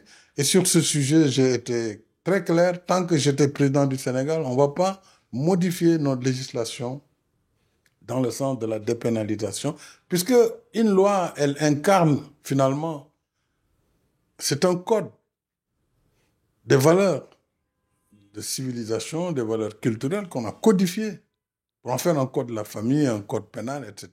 Donc c'est en fonction de la société, telle qu'elle veut vivre, telle qu'elle régule son fonctionnement. On ne peut pas recevoir parce que simplement d'autres sont plus puissants ou pensent donner de l'aide qu'ils doivent imposer aux États africains de changer. Ça, je l'ai toujours refusé et ça a été une ligne de conduite de mon gouvernement jusqu'à mon départ. Il n'est pas question qu'on change nos lois parce que simplement on a besoin d'aide ou de coopération. Sinon, nous ne serions pas nous-mêmes. Et ce combat, je l'ai poursuivi aussi devant la tribune des Nations Unies. Déjà, Senghor le disait en 63, à la tribune des Nations Unies. Et les pays, comme il disait, au banquet de l'universel, c'est-à-dire au rendez-vous du donner et du recevoir, il faut que chacun apporte sa contribution pour arriver vers la civilisation de l'universel. Mais on ne peut pas avoir un bloc qui impose à tout le monde. C'est sa manière de penser et de vivre. Nous l'avons rejeté. Tout comme j'ai rejeté d'ailleurs au plan musulman, sur le plan religieux, ceux qui veulent nous imposer un islam rigoriste qui n'a rien à voir avec nos valeurs. L'islam, certes, c'est une religion, mais une religion du juste milieu. Et notre prophète Mohammed sallallahu alayhi wa sallam est un modèle de tolérance. On ne peut pas nous inventer un islam qu'on n'a jamais connu depuis 1000 ans. Moi, je me suis évertué à contrer cela. Islam, oui, musulman, oui, mais africain aussi. Nous sommes des Africains, nous ne sommes pas des Arabes, nous ne sommes pas des Européens, nous ne sommes pas des Blancs, nous sommes des Africains et fiers de l'être. Et c'est ça, finalement, d'ailleurs, le sens de la négritude que Senghor et Césaire ont théorisé comme étant l'ensemble des valeurs de culture et de civilisation du monde noir. Et le monde noir, vous savez, on peut remonter très loin dans l'histoire. C'est d'abord le berceau de l'humanité. Qu'on le veuille ou pas, ça c'est l'histoire. Et donc, on ne peut pas dire que l'Afrique n'a pas de valeur de civilisation ou n'a pas de valeur culturelle. C'est une aberration. Donc, restons unis, travaillons ensemble, mais respectons-nous. En tout cas, moi, je me respecte, je respecte les autres. Et quelqu'un qui ne veut pas me respecter, je lui montrerai très simplement qu'il ne mérite pas mon respect non plus. Et justement, Monsieur le Président, vous parlez de cette notion du respect. Comment est-ce que le continent africain peut se faire respecter? Dans votre livre, il y a un épisode qui m'a marqué. L'épisode du G20 à Bali.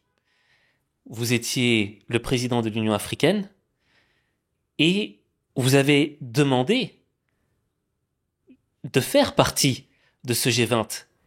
Et c'est là qu'on a vu toutes les limites. On a ressenti comme un rejet. Et j'aimerais que vous puissiez nous expliquer cet épisode, Monsieur le Président. Alors, le G20, ça a été une aventure quand même glorieuse. Il faut s'en réjouir. Puisque entre le moment où moi j'ai été élu président de l'Union africaine, j'avais déjà réuni un petit comité pour dire quel doit être notre combat. Puisque c'est un mandat renouvelable, une année. Ça passe vite.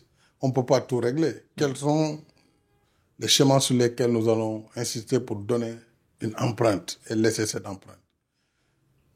Il y avait la représentation de l'Afrique dans le Conseil des Nations. Donc j'en ai fait un combat. L'admission de l'Afrique au G20.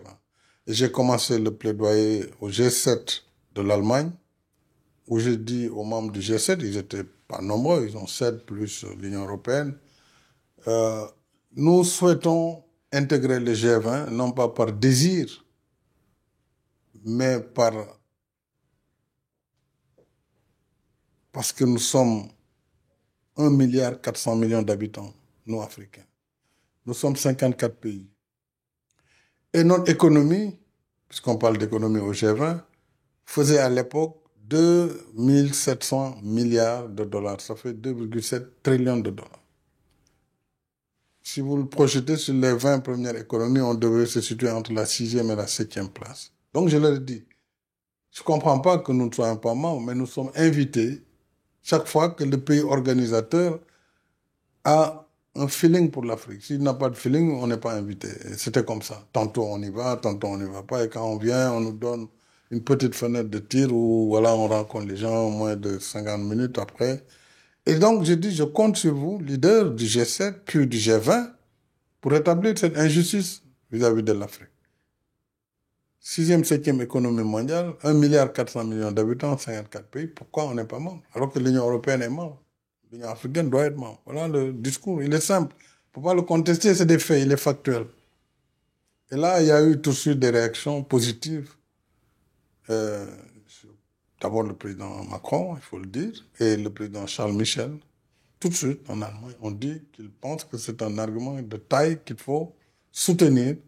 Et j'ai commencé donc la croisade pour l'admission. Et cette croisade m'a conduit naturellement dans la plupart des pays membres du G20. J'ai saisi par courrier tous les membres du G20. Le président Xi Jinping, le président russe, Poutine, le président des États-Unis, Biden à l'époque, tous les pays membres de l'Europe qui sont au G20, l'Arabie Saoudite.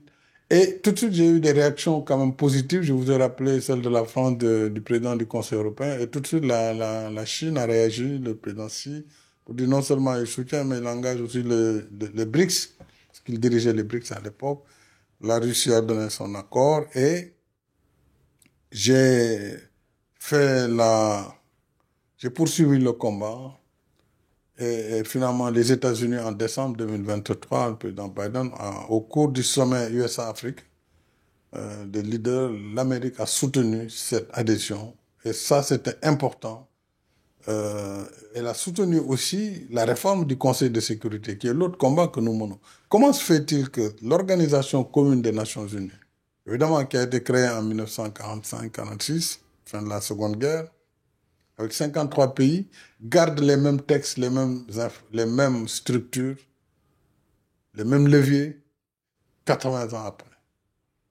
Et donc, nous avons exigé une place de membre permanent au Conseil de sécurité en tant qu'Afrique. Ce débat, depuis 20 ans, il est en cours, on n'avance pas.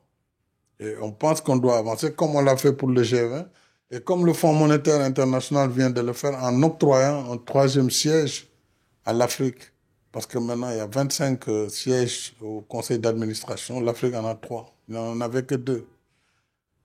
Et donc, c'est un combat permanent que nous devons mener pour avoir notre place. Parce que l'Afrique est partie de loin. Et je rappelle le congrès de Berlin. J'aime bien le rappeler parce que quand le chancelier Otto von Bismarck a réuni les puissances européennes pour dire, au lieu que nous nous battions entre nous pour nous partager ce vaste plateau de l'Afrique, concertons-nous et faisons les arrangements entre nous, comme ça on évite de nous battre. Et c'est comme ça que l'Afrique a été morcelée. Quand vous voyez les frontières divisées, balkanisées. Et ça nous suit jusqu'à maintenant. Parce que, avec les indépendances, les Africains ont dit, attendez, ne revenons pas sur les frontières. Elles n'ont pas été bonnes, mais si nous revenons, nous allons passer notre temps à faire la guerre les uns contre les autres. Donc, laissons les frontières telles qu'elles ont été héritées de la colonisation, malgré les imperfections. Vous prenez un pays où vous avez la moitié qui est la capitale, la moitié est dans un pays, l'autre est de l'autre côté. Un pays comme la Gambie et le Sénégal, vous voyez comment c'est fait, c'est assez bizarre. Beaucoup de bizarreries, mais c'est l'histoire, on l'a assumé. Et donc, à la création de l'Organisation de l'Unité africaine, c'était une règle sacro-sainte qu'il fallait, pour éviter les guerres entre pays africains, il fallait laisser les frontières telles qu'elles ont été. Par la suite, on a changé un peu. Le Soudan a été cassé pour créer le Soudan du Sud, etc. Mais, finalement, cette balkanisation, évidemment, elle a été pour partie responsable de l'absence de la force de l'Afrique. Parce que quand vous prenez le continent, sa superficie, 30 millions de kilomètres carrés. 30 millions. Les États-Unis font 9 millions. La Russie fait 17 millions, c'est le pays le plus vaste. La Chine, pour moins de 9 millions ou 9 millions. Vous pouvez réunir la Chine, les États-Unis et l'Union européenne dans l'Afrique. Donc voilà le territoire. Et il faut le construire. Il est vaste. J'ai l'habitude de dire, pour aller à New York, de Dakar, on fait 7 heures. Pour aller à Cape Town, de Dakar, je fais 9 heures. Pour aller à Djibouti, je fais 9 heures. Pour aller à Addis, c'est 8 heures. Pour aller à Paris, c'est 5 heures. Vous voyez donc la taille du continent. Et sa diversité ethnique, raciale, culturelle. Donc l'Afrique, c'est ce vaste ensemble, ce continent, mais qui mérite toutes les attentions. Et qui a du potentiel. L'Afrique ne vient pas au banquet de l'universel les mains vides. C'est un continent qui vient avec ses ressources humaines, ressources naturelles, ressources minières, son énergie, qui a juste besoin d'avoir sa place normale dans le concert des nations. Sa place, c'est donc qu'on réforme l'organisation qui nous gouverne tous, l'ONU, qu'on réforme également les institutions financières multilatérales, les institutions de Bretton Woods, comme on dit, qu'on nous donne plus de pouvoir, qu'on nous écoute plus, et que le mécanisme qui gouverne aussi la dette, le schéma soit revu. Parce que sinon, tous les pays ont besoin de dette. Quand l'Europe a été détruite après la guerre, il a fallu le plan Marshall. Il a fallu inventer des règles pour leur permettre de financer la reconstruction. La BERD a été créée, on a donné des prêts sur 50 ans, 100 ans. C'est comme ça qu'on reconstruit un pays. Vous ne pouvez pas, après 4 siècles d'esclavage, 1 siècle et demi de colonisation, les pays viennent à l'indépendance. On a essayé, c'est vrai, avec la coopération, de mettre des mécanismes, mais on n'a jamais bénéficié de concours de circonstances qui permettent de lever des ressources abondantes à bon marché et sur le long terme, de façon à bâtir le développement. C'est ça la question de fond. C'est pas vraiment les querelles byzantines qui ont lieu en Afrique sur des choses tout à fait périphériques. Le combat, c'est que quelle que soit notre volonté, si le mouvement d'ensemble, si le système ne prend pas en compte nos intérêts, on s'en sortira pas. D'ailleurs, on l'a vu pendant la Covid. Les grands pays qui ont toujours été les champions de l'orthodoxie financière, on a vu comment ils ont mis de côté tout de suite les critères de convergence sur le déficit. Déficit inférieur à 3%, ils ont tout de suite dégagé ça. Pour dire qu'on peut aller jusqu'à 7, 8, 9%. La Banque centrale européenne a racheté la dette des États. Ils ont mis des mécanismes. C'est normal parce qu'il y a une pandémie, il y a une situation de crise grave. Il fallait des mécanismes nouveaux. Le Fonds monétaire, j'ai salué son action à cette époque, pendant la Covid, a tout de suite réagi pour faire un tirage spécial de DTS de 650 milliards de dollars, mais sur lesquels vous savez combien l'Afrique a? 33 milliards sur 650. Voilà notre poids pouvoir de décision. Et sur les 33, l'Afrique subsaharienne n'a que 23 milliards. Toute l'Afrique subsaharienne. Vous voyez donc. Et pourquoi? Parce qu'au moment de la création, on affecte les droits. Mais ça a été fait et nous avons développé vraiment une coopération très forte avec les pays du Nord, comme on dit, pour que leurs droits de tirage, dont ils n'ont pas besoin, parce qu'ils ont d'autres leviers, qu'ils les rétrocèdent aux pays qui en ont besoin, justement pour financer la réponse Covid, pour financer la fabrication de vaccins, pour financer le développement économique, etc. Il y a eu des efforts, on en était presque à moins de 100 milliards, presque 100 milliards, mais ça prend du temps. Et donc, ces droits de tirage spéciaux, cette réallocation a montré aussi qu'on peut, par la solidarité internationale, la coopération, faire avancer les choses. Mais c'est très lent. Donc nous disons qu'il faut réformer l'architecture financière internationale. Ça, c'est un combat que nous devons poursuivre. Nous, en tant qu'Afrique unie, l'Union africaine doit prendre le débat de la dette entre ses mains. Parce que chaque pays, nous ne pesons pas grand-chose. Ils sont très petits, territorialement parlant. Population très petite, à part quelques grands pays de l'Afrique, où vous avez le Nigeria, l'Éthiopie, la RDC et l'Égypte. Le reste, voilà. Vous avez quelques pays comme la Tanzanie, 80 millions. Après, voilà. Mais après, vous avez peut-être une vingtaine de pays qui n'ont même pas 10 millions ou 15 millions. Ça ne pèse pas. Mais ensemble, on est comme la Chine ou l'Inde. Et on pèse. Donc, c'est cette prise de conscience qu'on doit avoir en Afrique. Et la jeunesse africaine doit aussi prendre conscience que son rôle, c'est aussi de se battre sur son territoire, sur son continent pour se réaliser. Mais ce n'est certainement pas de passer son temps à se divertir dans TikTok, à se professionnaliser comme des insulteurs professionnels. C'est pas comme ça qu'on va compter demain. Demain, c'est l'IA qui va gouverner le monde, l'intelligence artificielle. Si nous ne formons pas notre jeunesse dans ces technologies, alors que nous allons être 2 milliards 500 millions d'habitants dans 25 ans, 2 milliards 500 millions, ça veut dire un être humain sur 4 sur cette planète sera africain. Alors, il faut qu'on pense à ces sujets-là. Sujets sur l'éducation, quel nouveau paradigme pour l'éducation, sur la formation, sur l'industrialisation du continent. Mais l'industrialisation suppose l'électrification, l'électricité en abondance. Et pour ça, il faut sortir des micro-États, faire des réseaux régionaux comme on l'a commencé. En Afrique de l'Ouest, on a le West African Power Pool qui va du Nigeria jusqu'au Sénégal. Un réseau africain d'électrification où chaque pays qui produit peut injecter sur le réseau. Ceux qui ne produisent pas peuvent acheter. Il y a un mécanisme de dispatching, donc une bourse. Et ça se fait en Afrique centrale, en Afrique de l'Est, en Afrique australe. Mais il faut des projets majeurs comme les barrages Inga 3, etc. Donc, je pense que vraiment, les grands sujets pour notre continent, ce sont ces sujets-là. Malheureusement, le terrorisme ne nous donne pas assez de temps. L'instabilité non plus. Et nous sommes toujours dans l'éternel recommencement, les combats pour l'accès au pouvoir, les combats pour le maintien au pouvoir, les combats pour... voilà, on est dans ces combats, ce qui fait que le véritable combat pour le développement, il devient secondaire. Donc il faut des voies pour continuer à insister sur ces aspects.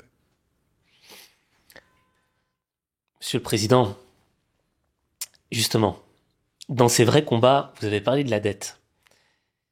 Et je m'intéresse pas beaucoup à la finance, mais dans votre livre, j'ai compris le piège de la dette africaine, qui est totalement injuste. Et dans ce livre, vous avez cité le Big Three, les trois grosses compagnies, et vous avez extrêmement bien expliqué le piège dans lequel on tombe et l'injustice dans laquelle on tombe. Et ça, c'est vraiment un extrait que j'aimerais que vous puissiez nous expliquer, qu'on comprenne de vos mots. C'est ça. Vous savez, le système international est organisé en matière de dette par les lois du marché des capitaux. Et ce marché est dominé par les États-Unis. Naturellement, ils ont été les plus grands capitalistes Et donc, très tôt avant les autres, ils ont compris qu'il faut des mécanismes. Et ils ont mis en place, c'est pas un hasard, c'est les 3 grandes agences de notation sont toutes américaines. Fitch, Moody's, S&P, Standard and Poor's. C'est elles qui notent l'ensemble des pays du monde, l'ensemble des projets. Et en fonction de la notation qu'ils vous donnent, votre positionnement détermine le niveau de risque qui vous est affecté. Et selon le niveau de risque, évidemment, vous payez des assurances qui peuvent être très élevées parce que vous êtes perçu comme un pays à risque. Et donc, vous vous endettez plus cher. En général, en Afrique, les gens ils s'endettent 5 fois, voire 8 fois plus cher que les pays européens. Même si parfois, il y a eu des pays européens qui ont été en défaut. Je ne vais pas les citer. On s'endette 5 fois, voire 8 fois plus cher. Parce que si on considère que nous sommes un pays à risque, en Afrique, dès qu'un pneu est brûlé, parce qu'il y a une manif, on dit voilà, le pays brûle. Ah, c'est l'instabilité. Pourtant, en Occident, ça brûle aussi, mais personne n'en parle. Et ça ne choque pas. C'est pas parce qu'on brûle ou on casse dans les capitales occidentales que ça va affecter forcément leur notation. On a vu pendant la Covid, et c'est pas moi qui l'ai dit, ce sont les institutions financières internationales qui l'ont dit, le comité de Bâle, que pendant la Covid, les économies en développement ont été très sévèrement sanctionnées par les agences de notation, pendant que les pays en développement ont largement pu passer la balle, malgré le fait qu'aucun pays n'était prêt à faire face à la Covid. On a manqué de tout, même de masques, on se rappelle. La guerre des masques dans les aéroports chinois pour aller acheter des masques, faire des stocks, garder les vaccins. On manquait du tout pendant la Covid. Pays pauvres comme pays riches. Et cette notation, c'est ce qui nous coûte le plus cher. Ce n'est pas la dette elle-même. Et j'ai, pendant longtemps, en tant que président du NEPAD, mais aussi de l'Union africaine, plaidé avec nos partenaires de l'OCDE pour leur dire, nous voulons commercer avec vous, acheter plus.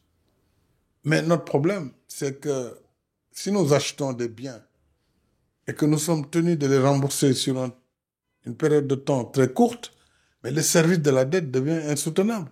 Donc, il vous faut allonger les périodes de remboursement, donc les maturités, et il faut baisser les taux. Les taux, lorsqu'ils sont bas et les maturités allongées, les États peuvent réaliser plus vite leur développement parce qu'ils peuvent s'endetter pour construire du chemin de fer, construire des routes, etc., etc. Mais si on nous donne des crédits commerciaux, comment voulez-vous que nous amortissions des routes ou des autoroutes sur 10 ans? C'est impossible. Ou un chemin de fer. J'ai donné l'exemple du barrage de Sambangalou. Le Sénégal avait donc en charge d'emprunter au nom de l'OMVG, au nom de la Guinée-Bissau, Gambie et le Sénégal. Nous portions. Les seuls crédits qu'on avait, c'était des crédits OCDE sur 12 ans. 2 années de grâce et 10 ans de remboursement pour un barrage hydroélectrique. Donc une énergie renouvelable. Un barrage qui a une durée de vie au moins de 100 ans. Comment tu peux le rembourser en 10 ans? Donc le prix de l'électricité, il va être très cher. Donc ce sont des exemples très précis. Et quand on parle aux pays de l'OCDE, ils vous disent oui, mais ce sont les règles. Mais je dis les règles, il faut les modifier. Si nous voulons que nous commercions plus, et nous, on ne demande pas la charité, on ne demande pas l'aide. L'aide, de toute façon, ne peut nous mener nulle part. Parce que nos besoins, notre population est tellement importante, nos besoins tellement nombreux que ce n'est pas par l'aide publique qu'on va s'en sortir. On a besoin plutôt de partenariats co-construits où on définit ensemble les mécanismes d'accès au financement de façon optimale. En ce moment, nous, on a le financement, on a le transfert de technologie et vous avez aussi vos entreprises qui viennent. Vous avez l'opportunité et c'est du gagnant-gagnant. Et les agences, nous les avons aussi rencontrées, nous leur avons parlé. Ce qu'elles disent, c'est que nous n'avons pas assez de données. We don't have much data in Africa. On n'a pas assez de données, mais organisons-nous pour donner le maximum d'informations. Si vous tenez compte des informations que nos banques locales utilisent, que nos sociétés civiles utilisent, que nos gouvernements utilisent, on peut les organiser. Maintenant, restera comment arranger les données. Que vous pouvez les avoir brutes, mais ils ont un format. Si vous n'êtes pas dans ce format, on considère que vous n'avez pas assez d'informations pour éclairer l'investisseur. C'est ça qui fait la dégradation. Donc c'est un dialogue permanent. Et il faut que les Africains aussi comprennent ce dialogue. Bon, l'Union africaine vient de décider cette année, pendant son sommet, de la création d'une agence panafricaine de notation. C'est très bien. Moi, je l'ai salué, mais il ne faut pas se tromper le combat. Nous ne pouvons pas nous noter nous-mêmes, sinon ça ne va pas faire crédible. Bon, par contre, j'ai dit, cette agence, si elle est mise en place et qu'elle fonctionne, il faut qu'elle travaille avec les big trees. Pour leur dire, écoutez, messieurs, voilà, nous, les informations que nous avons, et créer un dialogue interactif. Ensuite, je pense que nous avons en Afrique quelque chose de très important, c'est l'index Ibrahim. De la Fondation Mo Ibrahim, il a créé un index composite sur près de 10 paramètres qui allient à la fois la bonne gouvernance, les questions sanitaires, les questions d'éducation, de développement humain. Et c'est un index très crédible sur l'Afrique, uniquement, sur la gouvernance en Afrique. Je pense que cette agence panafricaine de notation pourrait s'appuyer vraiment de façon très forte et collaborer avec l'index Ibrahim et ensemble venir dialoguer avec les Big Three. Je crois que ça va changer la perception et cela va se traduire par une amélioration, nonobstant les problèmes qui peuvent exister. Il peut y avoir des problèmes sur 4-5 pays, mais nous sommes 54, on l'oublie. Donc ce n'est pas parce qu'il y a des problèmes sur 4 ou 5 pays que toute l'Afrique est affectée. Donc ce combat-là aussi, je le mène comme le combat sur le climat. Là aussi, une injustice inqualifiable. Parce que nous ne sommes pas industrialisés. Donc nous ne sommes pas en mesure même d'émettre beaucoup de CO2. L'Afrique toute entière, c'est moins de 4% des émissions de gaz à effet de serre. Donc ce n'est pas nous si la planète est menacée. Par contre, nous payons le prix cher parce que nous sommes victimes des conséquences du réchauffement climatique. Alors que nous avons en apport le bassin du Congo, nous sommes en poumon vert comme l'Amazonie, la forêt du Congo, et nous disons simplement, travaillons ensemble pour que les impératifs climatiques soient pris en compte dans nos efforts de développement, mais il ne faut pas que nous, on renonce au développement simplement parce qu'il y a la question climatique. Et pour cela, nous avons besoin, nous, de l'adaptation, que tous nos efforts de développement, les constructions d'infrastructures, que tout cela s'accompagne d'une vision pour l'adaptation. Et ça doit être financé. Voilà. Et donc, c'est pourquoi nous avons lancé à travers le Centre mondial pour l'adaptation, que j'ai l'honneur de diriger, auprès du secrétaire général Ban Ki-moon, le programme Accélération de l'adaptation en Afrique 2.0, qu'on va lancer à la COP du Brésil au mois de novembre 2025, et engager encore les pays en développement à respecter leur engagement depuis Glasgow et à accompagner. Ce n'est pas de la charité qu'on demande, c'est juste que nous devons éviter que les pays africains, les pays en développement de façon générale, empruntent la même voie que les pays industrialisés, ce qui a pour conséquence d'amenuiser et de mettre en péril la couche d'ozone, et nous allons tous payer les conséquences. Monsieur le Président, vous avez fait un tour exceptionnel et c'est là qu'on comprend que c'est très dur d'être président. Parce que vous avez plein de choses à gérer en même temps, que ce soit le climat, le financier, etc. Et vous savez, Monsieur le Président, souvent on dit que vous êtes un homme discret, réservé. Mais lorsqu'on vous écoute là, maintenant, on comprend que vous êtes surtout un homme d'action et que vous n'êtes pas un tribun qui va promettre des choses, espérer. Et justement, moi, il y a un épisode qui m'avait marqué dans votre présidence. Je pense que vous étiez encore président de l'Union africaine. Vous parliez justement de la Covid-19, de la pandémie, des crises qu'on a vécues, mais il y avait une crise très grave qui se profilait pour le continent africain. C'était la guerre en Ukraine et l'approvisionnement en blé. Et ça, voilà encore une fois un élément qui est très important pour moi parce que là, lorsque vous discutez avec nous, on comprend c'est quoi la fonction. Vous avez vu? Vous nous avez expliqué les choses humaines, on se dit mais c'est compliqué parce que faut jouer contre des règles que des gens ont inventées il y a X années et qui ne veulent plus changer parce que ça ira plus en leur faveur. Et nous, on doit se développer à côté. Et il y a une situation, moi, où je me suis dit, mais qu'est-ce que j'aurais fait à la place du président? Le blé n'arrive plus en Afrique à cause de la guerre en Ukraine.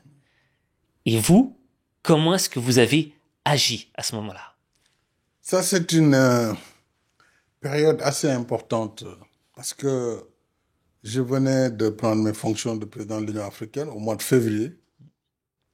Et en fin février, début mars, nous avons tenu un sommet Union africaine, Union européenne. Et 4 jours après ce sommet, la guerre a démarré en Ukraine, avec son lot d'inflation automatique sur les marchés, puisque les deux principaux pourvoyeurs de blé, qui sont la Russie et l'Ukraine, étaient en conflit. Le prix du blé a été presque multiplié par 3. Le prix des engrais par 4. Alors moi, je me suis dit, nous, Africains, on est loin du théâtre, mais nous sommes des victimes, comme d'habitude, collatérales. Et nous ne pouvons pas rester les bras croisés. Moi, j'ai demandé à l'ambassadeur de Russie à Dakar d'appeler Moscou pour dire au président Poutine, j'aimerais lui parler au téléphone.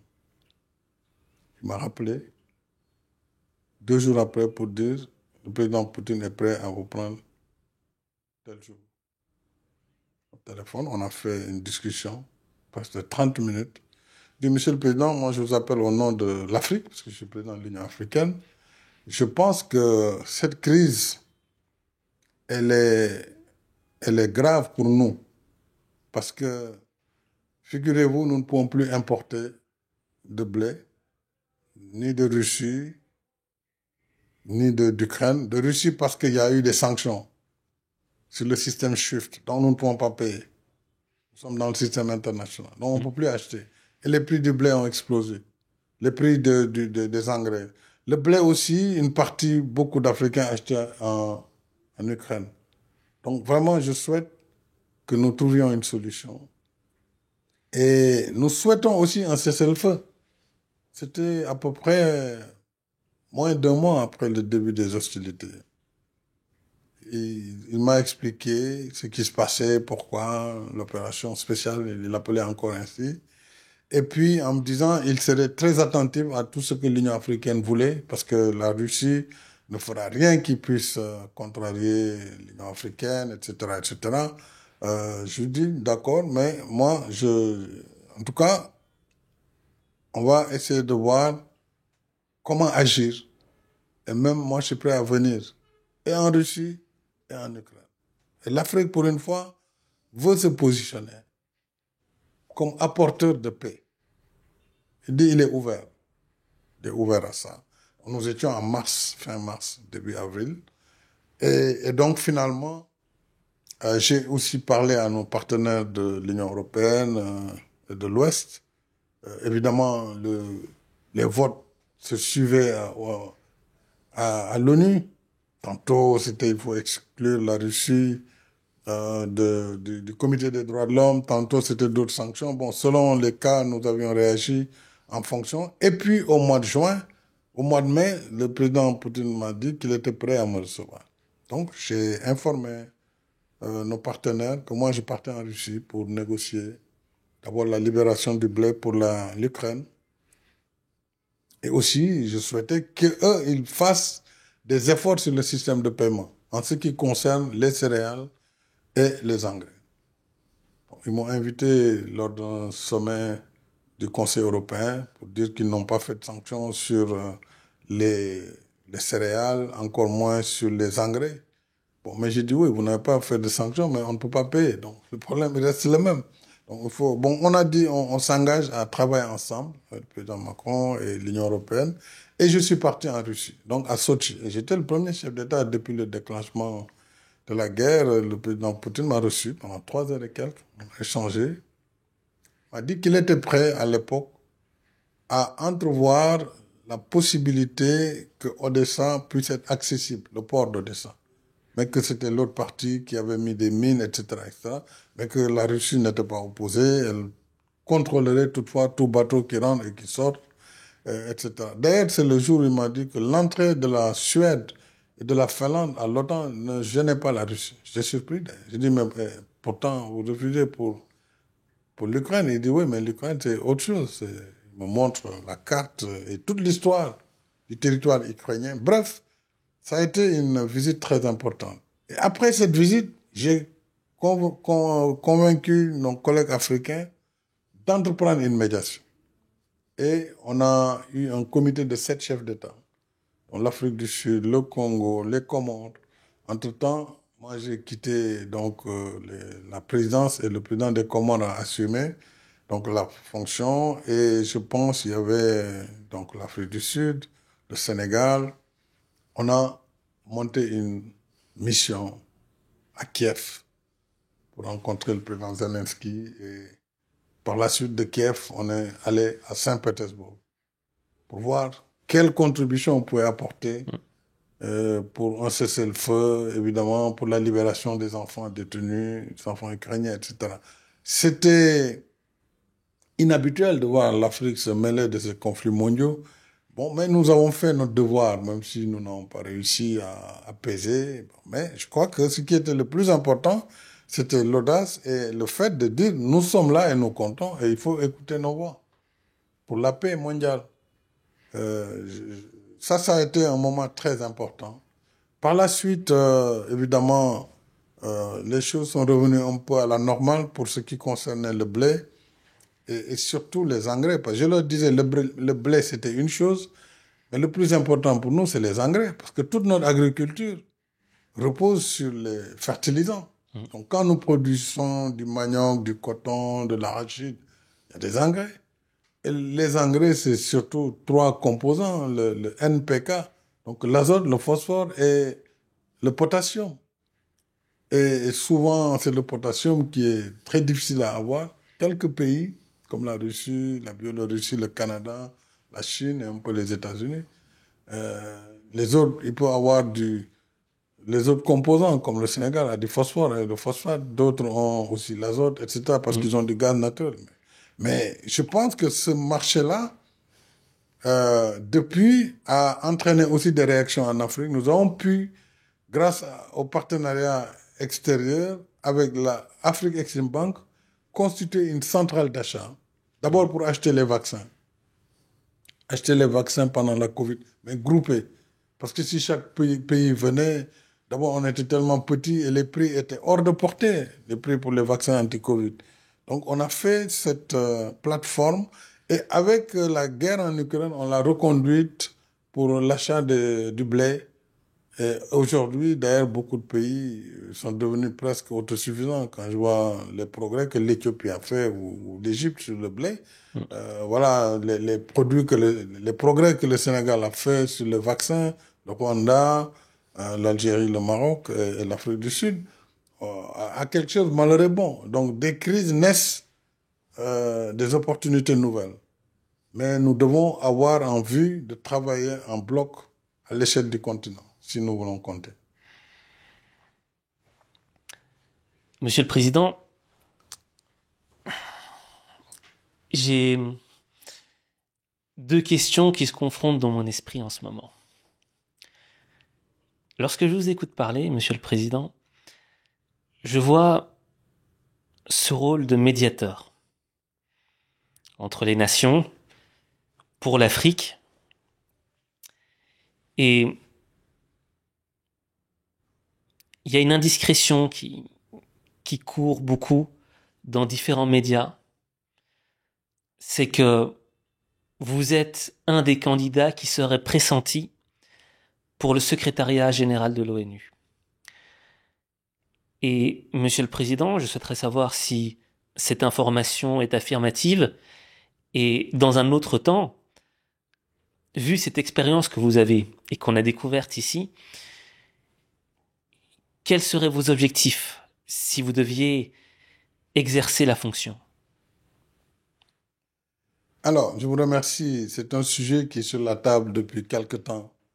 Il y a, il est vrai, beaucoup de personnes, beaucoup d'organisations même, ou de pays qui pensent que je devrais pouvoir candidater Mm. pour le poste de secrétaire général de l'ONU après le secrétaire général Guterres. Euh, je pense que mon expérience personnelle, qui est partie du local au régional puis au global, devrait pouvoir me permettre, avec tout le cheminement que j'ai fait, d'aider à bâtir une organisation nouvelle, refondée, à la lumière des difficultés que l'ONU a aujourd'hui, c'est objectif, pour que les blocs qui s'affrontent, bloc de l'Ouest contre BRICS, BRICS plus, Sud global, puissent se parler. Parce que nous avons besoin de l'Organisation des Nations Unies, plus que jamais. Les crises sont là, multiformes, plus complexes. La crise du terrorisme international, la crise de la Palestine, la crise de l'Ukraine, le Soudan, ça n'arrête pas, la Libye.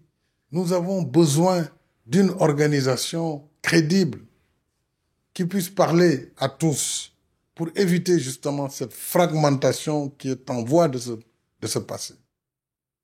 Je pense avoir les capacités de pouvoir parler aux uns et aux autres, vu ce parcours, mais je ne pourrais envisager de candidature que dans l'hypothèse où, évidemment, cela serait une volonté des pays qui le souhaitent, des pays membres, mais surtout des pays membres du Conseil de sécurité, en particulier les membres permanents, l'Afrique aussi, mon pays, le Sénégal, l'Afrique, le monde islamique auquel j'appartiens.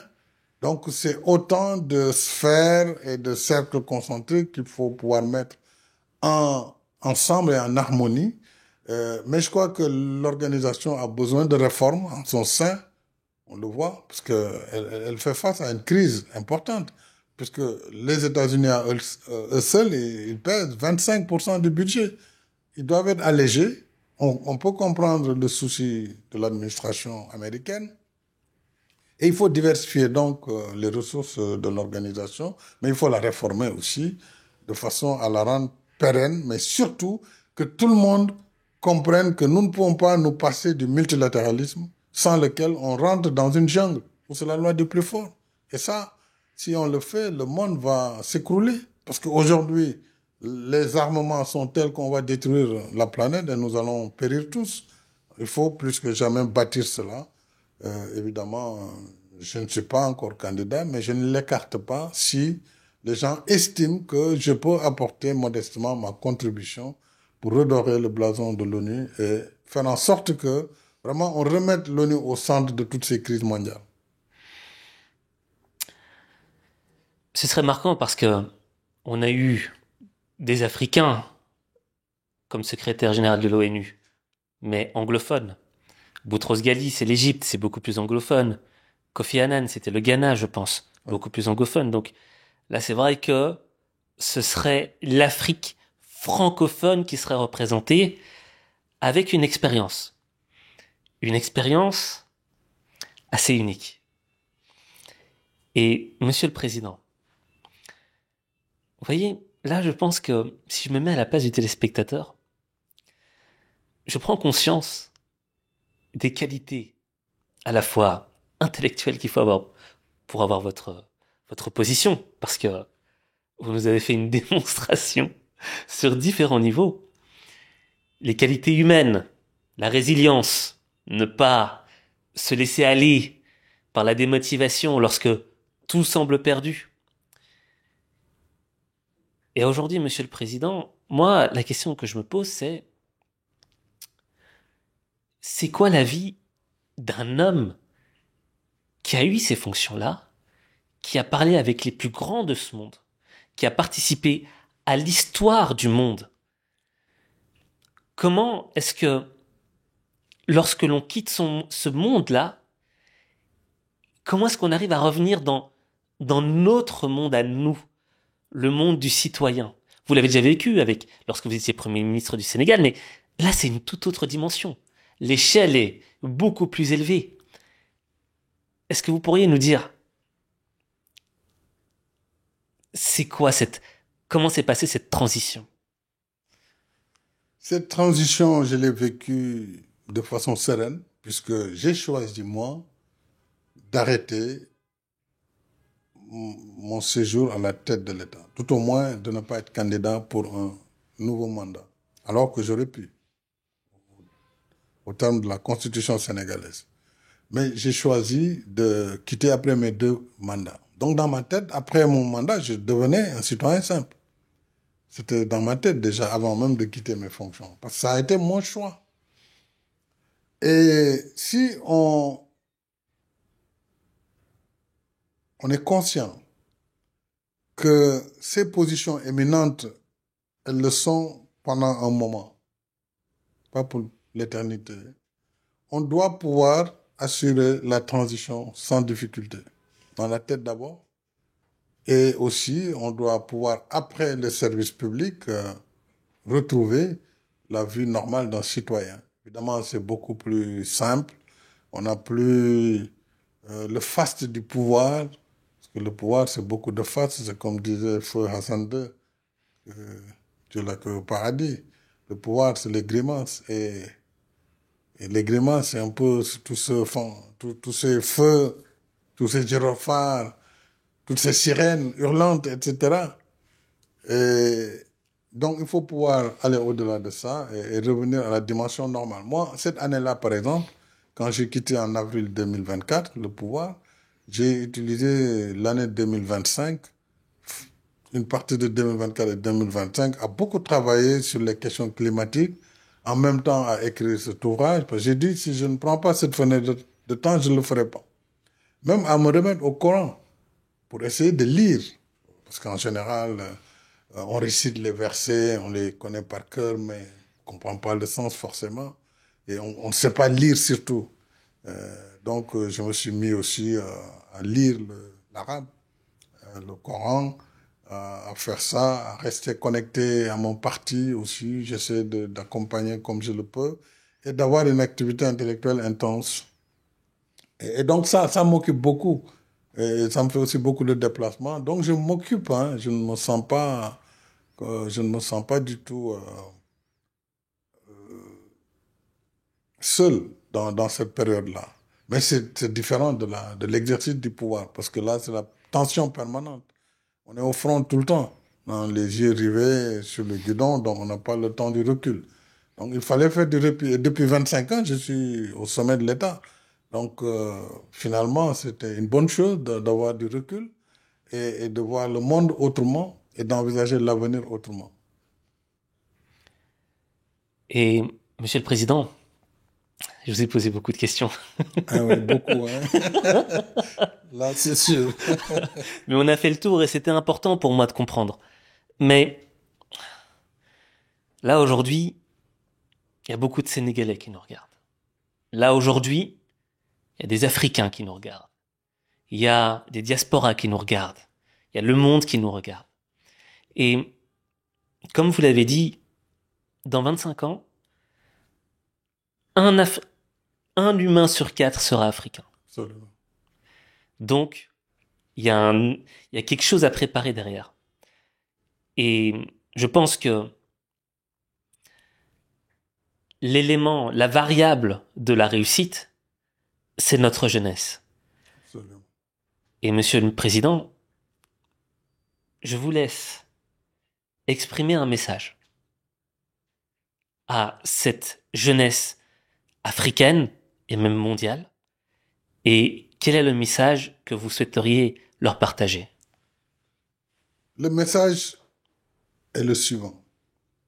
D'abord, dans mon ouvrage, les 2 derniers chapitres, c'est l'éducation et le chapitre transmettre. Qu'est-ce que nous allons laisser à la postérité, à la jeunesse africaine, puisque c'est d'elle dont il s'agit ici. Elle doit comprendre, cette jeunesse africaine, que unie et formée, personne ne pourra empêcher à l'Afrique d'être le continent du futur et d'occuper la première position. Vous savez, le développement a connu un mouvement circulaire. Il est parti de l'Europe, puis il est allé aux États-Unis. Aujourd'hui, c'est l'Asie, qu'on le veuille ou pas. Et après l'Asie, il faut que l'Afrique prenne le relais. Et la démographie fait souvent l'histoire. Aujourd'hui, l'Afrique, comme on l'a dit, dans 25 ans, c'est le temps d'une génération, fera 2 milliards 500 millions d'habitants. Cette jeunesse a besoin d'être formée, mais formée dans ce qui fait le monde, le savoir, l'intelligence artificielle, les technologies de l'information et de la communication. Il faut que notre système éducatif change de paradigme pour que cette jeunesse dynamique et volontariste puisse compter dans le futur du monde. Et pour ça, l'éducation doit changer de forme, promouvoir ce qu'on a appelé les STEMs, les sciences, la technologie, l'ingénierie et les mathématiques. Ce n'est pas un hasard si les Chinois en sont là où ils sont aujourd'hui, les Japonais, l'Inde, le Pakistan, c'est à cause des sciences. Donc, il faut que l'enseignement des sciences, des mathématiques, de la technologie soit le cœur du modèle d'enseignement en Afrique. Ça ne veut pas dire que le reste n'est pas important, loin s'en faut. D'ailleurs, j'ai beaucoup développé sur le livre cet aspect où nous avons besoin de littérature, d'histoire, parce que si on ne connaît pas qui on est et d'où on vient, on ne sait pas où on va. On a toujours besoin de cette dimension. Mais nous devons replacer cette jeunesse dans cette perspective pour que sur ce quart de la population que nous aurons en 2050, qu'on soit le pourvoyeur de connaissances, de savoir pour le monde. Aujourd'hui, vous allez aux États-Unis, dans les fintech, vous allez à Vegas, vous allez dans toutes les places de technologie, c'est les Indiens. Parce qu'ils l'ont étudié. C'est les Chinois. Il faut que demain, les Africains soient non seulement au croisé pour la culture et la mode, le cinéma. J'en ai beaucoup parlé aussi. La couture. Qu'on soit sur le plan culturel, sur le plan sportif. Vraiment la source. Mais il faut également que dans le savoir, dans l'intelligence artificielle, dans les satellites, que les Africains soient parmi les meilleurs. Moi, en tout cas, c'est le vœu que je forme pour cette génération d'Africains et celle à venir. Je pense que si les États font ce qu'il faut dans ce sens, l'Afrique sera au rendez-vous à sa place réelle. Monsieur le Président, je vous remercie pour cet entretien. Je vous remercie de nous avoir parlé à cœur ouvert, de nous avoir enseigné des choses. Et la fin de votre discours me fait penser à un élément. L'équipe de football sénégalaise lors de la Coupe du Monde 2002, cette équipe sur qui personne n'aurait parié un seul euro, et qui pourtant avait ébloui le monde. Lors de cette Coupe du Monde, tout le monde était sénégalais, quoi qu'il arrive. Absolument. Mais on se rappelle très bien qu'en France, tout le monde, les Français eux-mêmes, anciens pays colonisateurs, avaient de l'amour et se voyaient comme sénégalais. Tout le monde se voyait comme sénégalais. Et il y avait un mot d'ordre. Dembédier. Ouais. Dembédier. Aller jusqu'au bout. Ouais. Et à travers votre discours, Monsieur le Président, je me permets de souligner cet aspect Dembédier, mais pas seulement dans le football, mais dans tous les champs dans lesquels l'Africain peut être champion. Et à travers cet entretien que nous avons eu avec vous, Monsieur le Président, eh bien, tout d'abord, je pense que là, on est tous un peu plus motivés. Il y a quelque chose. Et je rappelle aussi aux téléspectateurs votre ouvrage, que je tiens ici dans les mains. L'Afrique au cœur. J'ai eu l'honneur de le lire un petit peu avant tout le monde. Et que vous dire? Moi, ce que j'ai ressenti, c'est de l'intelligence. Et je vous l'ai dit au début, c'est un voyage. Mais vous comprenez un petit peu c'est quoi les problématiques du monde. Monsieur le Président l'a dit. Aujourd'hui, on perd notre temps à être des TikTokers, on passe notre temps à scroller, on perd notre temps à faire des choses qui sont inutiles et qui ne nous aident pas à avancer. Or, vous, Monsieur le Président, l'avez dit, le savoir. Le savoir, c'est ça qui va faire de nous des champions. Et ce livre est un concentré de savoir et d'expérience, non pas seulement au cœur de l'Afrique, mais au cœur du monde présent dans lequel on vit aujourd'hui et du monde de demain pour lequel nous devrons être préparés.